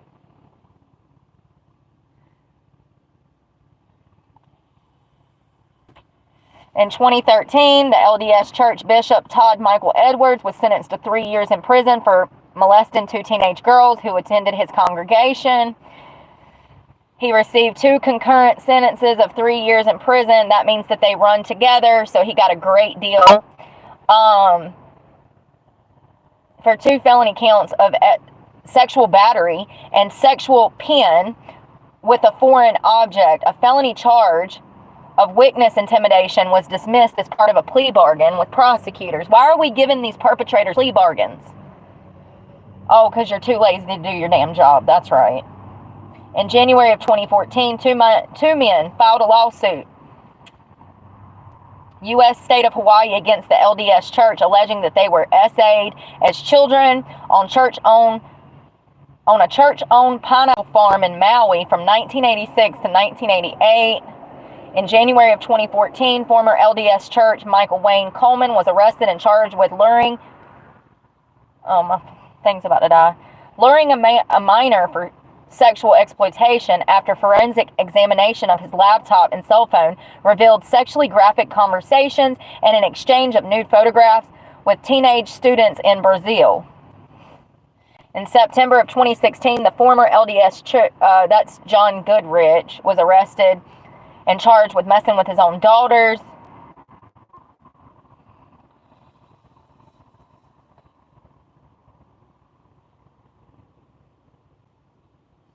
In August of 2017, the former LDS Church Bishop Eric Hughes pled guilty to sexually SAing 2 teenage boys from his congregation.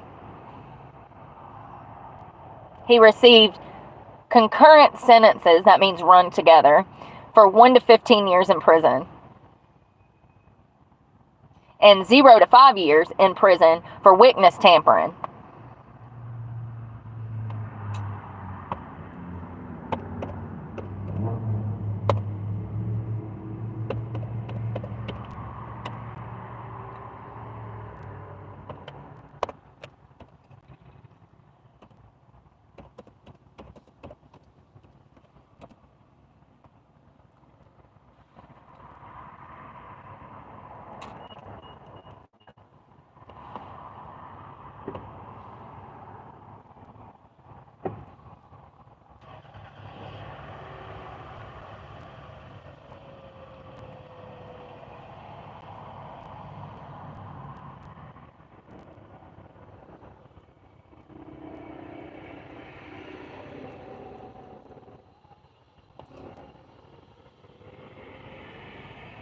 Sorry, I was trying to see if this guy was free. It doesn't tell. Oh, it happened in Mapleton. Well, I found a different sex offender. Oh, wow, I didn't know this. Did y'all know that these sex offender registries act as the victims that they prefer on here? Some dude out of almost the same name. He's a registered sex offender. Oh, wow, a recent sex offender.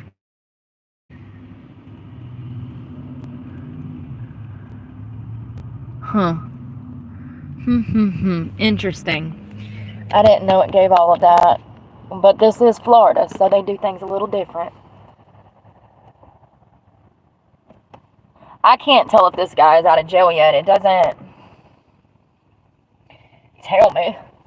It just tells me what he got, and it doesn't sound like he got much time. On August 15th of 27, Mormon Leaks published a 316-page document which contained confirmed and alleged instances of child SA between 1959 and 2017.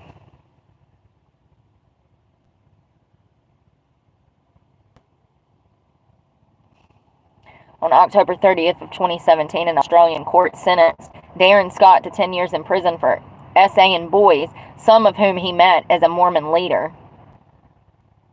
Robert Porter resigned from his White House job in February of 28 after evidence of DV became public. According to Jana Raz of the news service, Porter's second wife said she was discouraged for filing for a restraining order by her bishop because of the effect it would have on his career. So the church prevented her from protecting herself.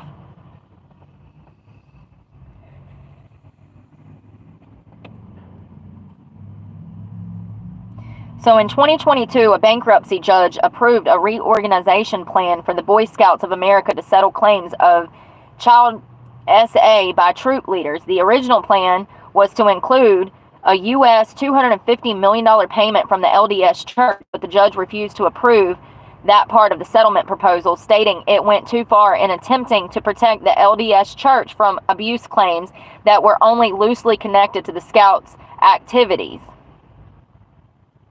In 23, a jury awarded a Riverside woman $2.28 billion against her stepfather for the SA she endured for years by her stepfather at church functions, allegedly with the knowledge of the church leaders and her mother. The church denied wrongdoing, but settled its part of the lawsuit for $1 million in December. The woman's mother settled for $200,000. In 24, a missionary was arrested on suspicion of R-word and forcible sodo in Springs, Utah. I mean, it's just one after another. I could sit here all day. I mean, seriously. In March of 2018, Mormon Leaks, a watchdog website, released, what they got on there? MormonLeaks.com.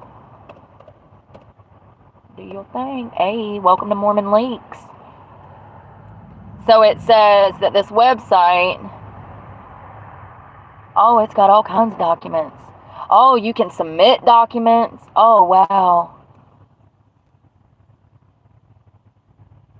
Truth and Transparency Foundation. This is an archival project to keep up with Mormon documents. A nonprofit newsroom promoting transparency within the religious institutions.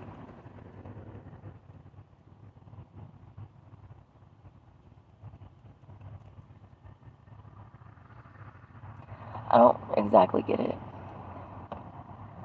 No, go back.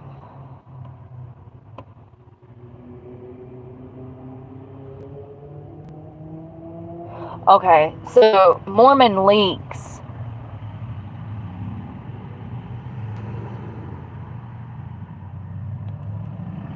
It says, this wiki hosts the largest collection of documents leaked from the Mormon Church on the internet. Below are categories by which we sort our publications.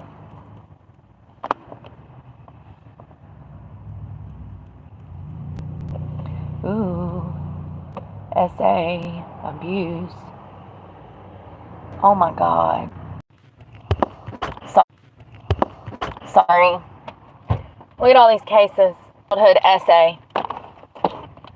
I'm going to click on one and hope that I don't get a computer virus.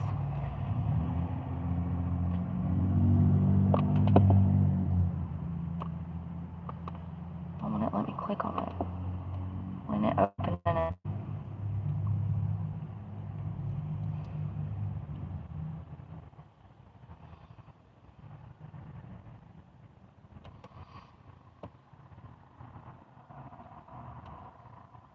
Why is it not opening it? Do I have too many tabs open or something?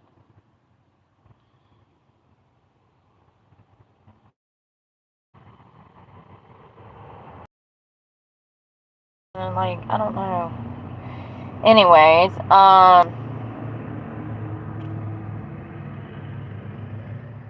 please come up.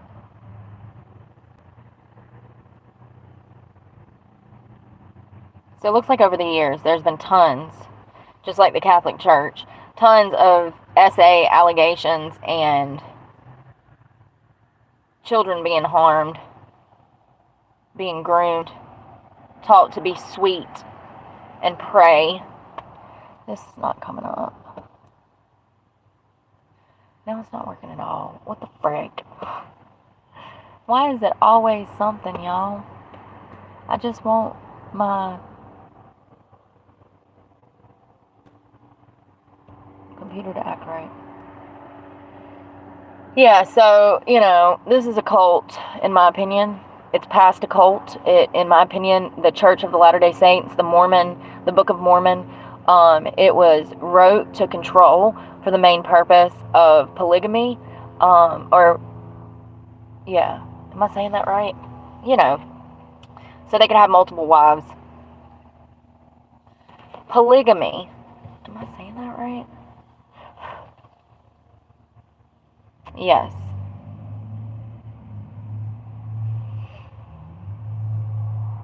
So in 1852, the LDS announced that plural marriage, a form of polygamy, was part of its doctrine. This led to legal conflict within the U.S. government. And in 1890, the church officially abandoned the practice. However, some breakaway Mormon fundamentalist groups still practice plural marriages in the western United States, Canada, and Mexico. Studies have found that children with polygamous parents have a higher risk of psychological issues, family dysfunction, and lower school achievements compared to children with monogamous parents. So there you go, folks. There you go. I don't understand how we know this and we do not deem it abuse and immediately take those children. If there was ever a moment that DHS did their damn job, it would be showing up and taking those 400 children. Because what we know, psychologically speaking, clearly, they're not going to thrive. It's crazy. How is this not considered child abuse? I mean, it is, in my eyes. But, like, the government doesn't see it as child abuse, apparently. It's just crazy. I wonder how much money they pay. Because you know they're paying off sheriffs and shit. I wonder how much money they pay to the government. I mean, I bet they make a lot of money off of them. Hold on. How much money does the state of Utah see from the LDS?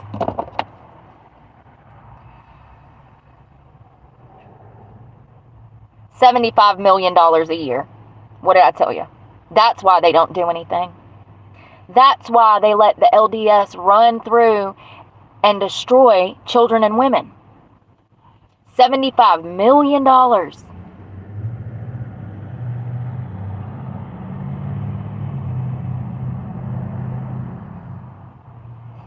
80% of Utah identify as the LDS.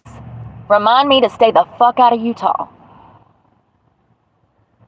The church has had a lot of influence in Utah politics. The LDS Church is one of the wealthiest religious institutions in the world, with an estimated net worth of around $265 billion as of 23. The church uses all donations for humanitarian effort and absorbs its own overhead cost.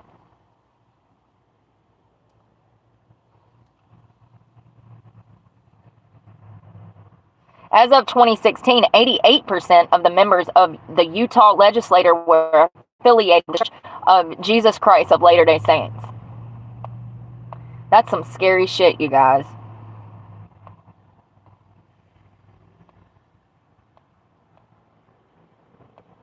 And they said that they saved money on welfare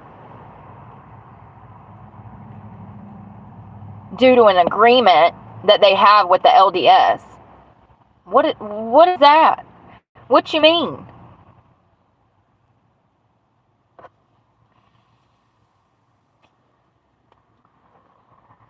So you just let them have the children that you would have to support if you took the children because they were being SA'd? Is that what you mean? You saved yourself $70-something million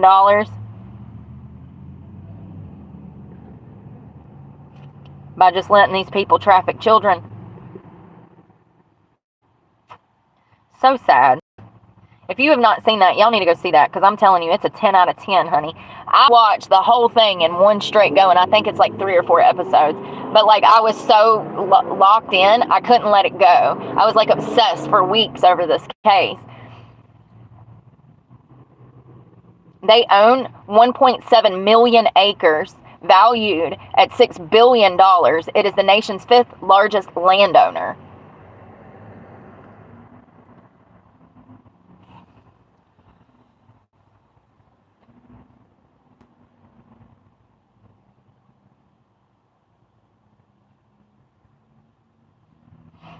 So 60% of Utah identifies as LDS. Salt Lake City, 31 to 41% of their residents identify as LDS. Salt Lake County, 49% identify as LDS.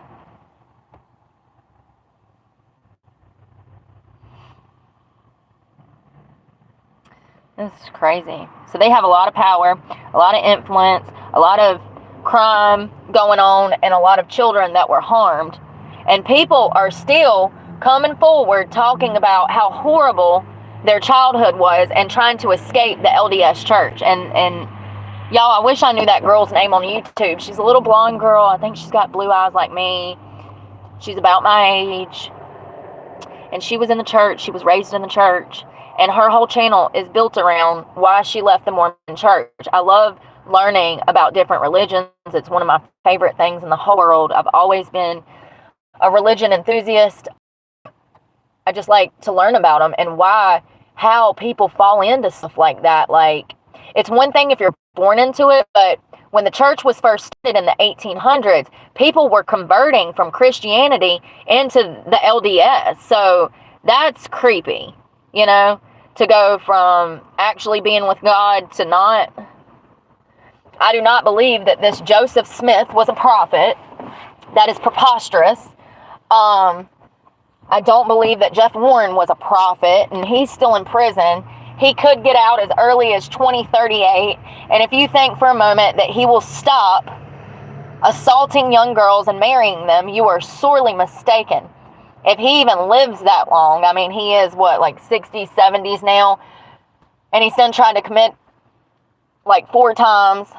So, who knows? Here's what I'm saying. The parole board could issue him parole early because they're too busy. You know what I mean? They're so overpopulated, they could just let him go. They do it all the time.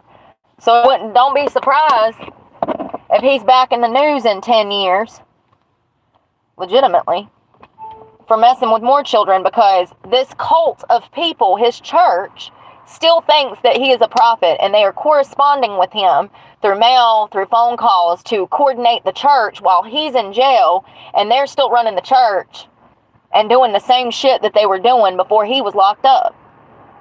Ain't nothing changed. Ain't nothing changed. That altar bed is still there. Ain't nothing changed. Nobody learned from nothing because nobody was punished In my opinion, nobody was punished. I mean, it's just crazy. 15 years. 1 to 15 years. So it can be anywhere from 1 year to 15 years.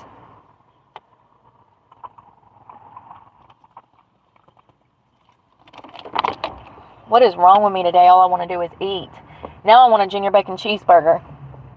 I do. I want a junior bacon cheeseburger. I'm craving it. I don't trust this place, though, so I'm not eating from here because every time I go in there to use the bathroom, they have a freaking attitude. So it's definitely the type of place that would do some shit to your food. You can't just eat everywhere nowadays. You got to use some logic behind your damn picking your spot, honey. You got to use a lot of logic, actually. Look at how the people are dressed, how they're taking care of themselves, if they are or if they're not. Like, I don't want my food made by somebody that didn't wash their hands. You know what I mean? And these people, I literally was at a gas station the other day, heard the worker that was behind the counter come into the bathroom. She got up and walked out. Didn't even wash her hands.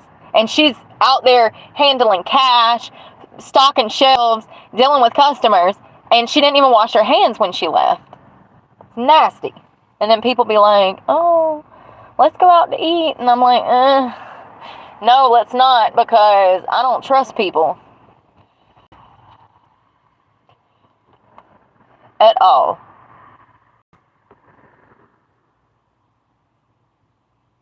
I wonder how many of those 437 kids will grow up remembering the day that they thought they were being rescued, only to be given back to their family after investigators cut a deal with the LDS church to return those children. I wonder how many of those children were actively being assaulted, and when investigators showed up and seized those children with buses, y'all, they showed up with buses, school buses. They kicked in the front door of the LDS church, and it was a compound, so they have all these different buildings where people live, and they kicked in the door. They had a warrant to search the property. They also had a warrant from the Department of Health and Human Services to find the Barlow girl and take custody of the other children to interview them. I wonder how many of those children inside were excited, knowing that help was there to help them, only to be given back to their abusers. We're going to see some of these children. Mark my words. Listen, chill bumps. Some of those 437 children that were separated from their family that day, they're going to come forward eventually.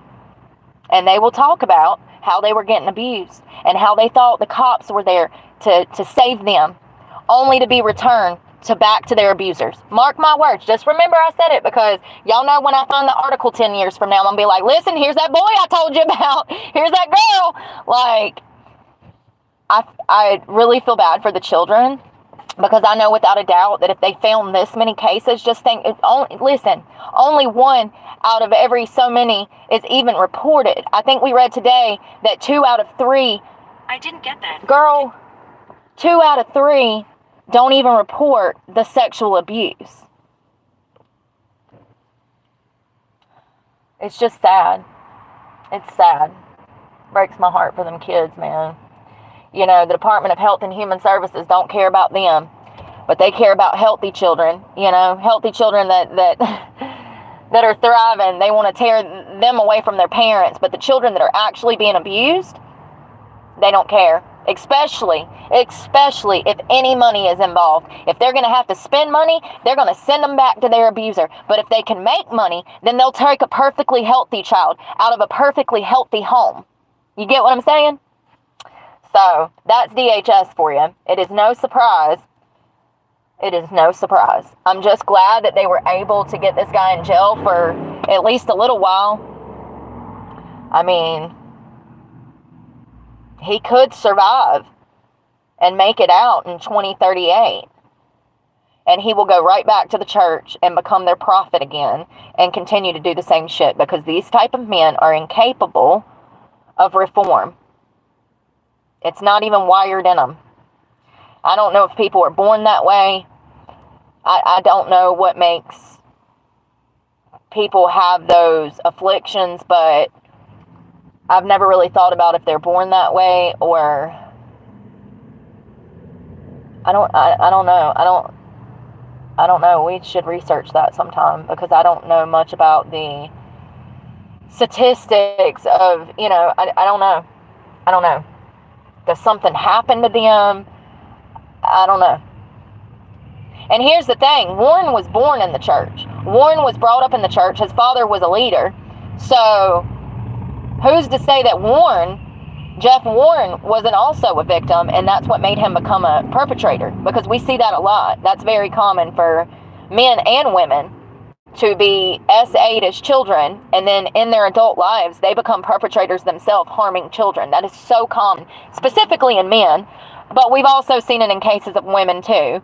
So, they're just not wired right. I don't know. His father, though, clearly was a pervert, and so was Joseph Smith. So in my opinion, this has been going on since the church was started, and in my opinion, this is why the church was started. It was started specifically to traffic children, in my opinion. Absolutely. Absolutely. They wanted multiple wives, they wanted what they wanted, and it was all sex-based, which is sick. To use God's name like that, to sin, to use the word of God to sin, because that's what they're doing. They're all sinners. They're wrapped up in the devil's work. And I feel bad for people that's going to burn in hell because they've been harming children, honey. Or no, I don't either. I feel bad for the innocent people that believe in something that's not real that are going to burn in hell. There we go. God specifically talks about there are no other gods than him. So I guess I'm about to go be bored somewhere. I've been bored for like 3 days. I don't know what's going on with me. I just haven't been in the mood to do anything, go anywhere. Well, I don't have the money to, so that has a lot to do with it. I am going to go find me something to eat. I might go to Publix and grab one of those $5 trays. They have a little tray that they're $5 meals. They're already it's like green beans and a chicken breast, or I don't know. That's the only one I ever eat. Oh, they have a salmon one. Salmon? Is that how you say that? I'm thinking salmon. Lord have mercy. They got a stuffed salmon one for $5. It comes with a piece of salmon and stuffed with something. And it comes with broccoli. What else? I've been seeing those at Walmart too. They got them at Walmart now too. When you first walk into the produce section, they have these little meals, and they're in tin foil containers you can just shove in the oven. And they're pretty good, you guys. They're not bad. There was bacon wrapped jalapeno poppers I wanted to try the other day, but they were $6, and I'm not paying $6 for a meal of jalapeno poppers. I mean, it would have filled me up, but that's just a little much. And that was a side item. But yeah, Walmart has them too. Publix. There's no Walmart around here. That broccoli though, those what do they call them? Carnivorous? It's carnivorous vegetables make my tummy hurt. I did not know that. I ate so much broccoli, I felt like crap. Y'all, my belly blew out to here. I look 9 months pregnant from broccoli. Oh, man.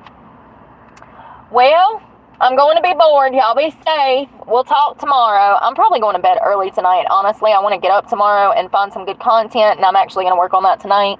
I'll probably work for the next 2 or 3 hours and go to bed early, get up and train, and meet up with you guys at some point. I have court in the next 2 weeks, and I'm stressed out because of this tire situation. So, I don't know. We'll see what happens. I have to get a new tire. I have to. Because that tire is not even the same size as the other tires, and I'm risking messing up my vehicle. I just found this out, too. So, one of the tires is a 17, and all of the other tires is a 16.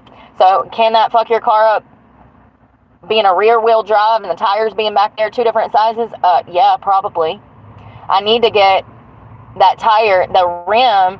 They won't plug the tire because the hole is so big, so I have to just get a new tire that matches the vehicle. It's like $150 at Walmart, and I don't have it. I'm broke. I just paid my truck payment, my insurance for 2 months, and I've also got to pay my storage shed before the 1st, or I'm going to lose all my personal property and my phone. So my phone bill is due on the 25th, and I don't have that, so that's tomorrow. So I just, every time I get paid, I pay my truck payment and I pay my bills, and I'm broke. I'm flat broke. And I can't do anything about it. I've asked 6 different people, 5 or 6 people today if they were hiring, and all of them said no. So where are these jobs? Yeah. We'll find out about it next year, I'll tell you that much. But y'all pray for me, and I'm praying for y'all, and I hope y'all have a good Sunday night. Y'all be safe out there. Y'all.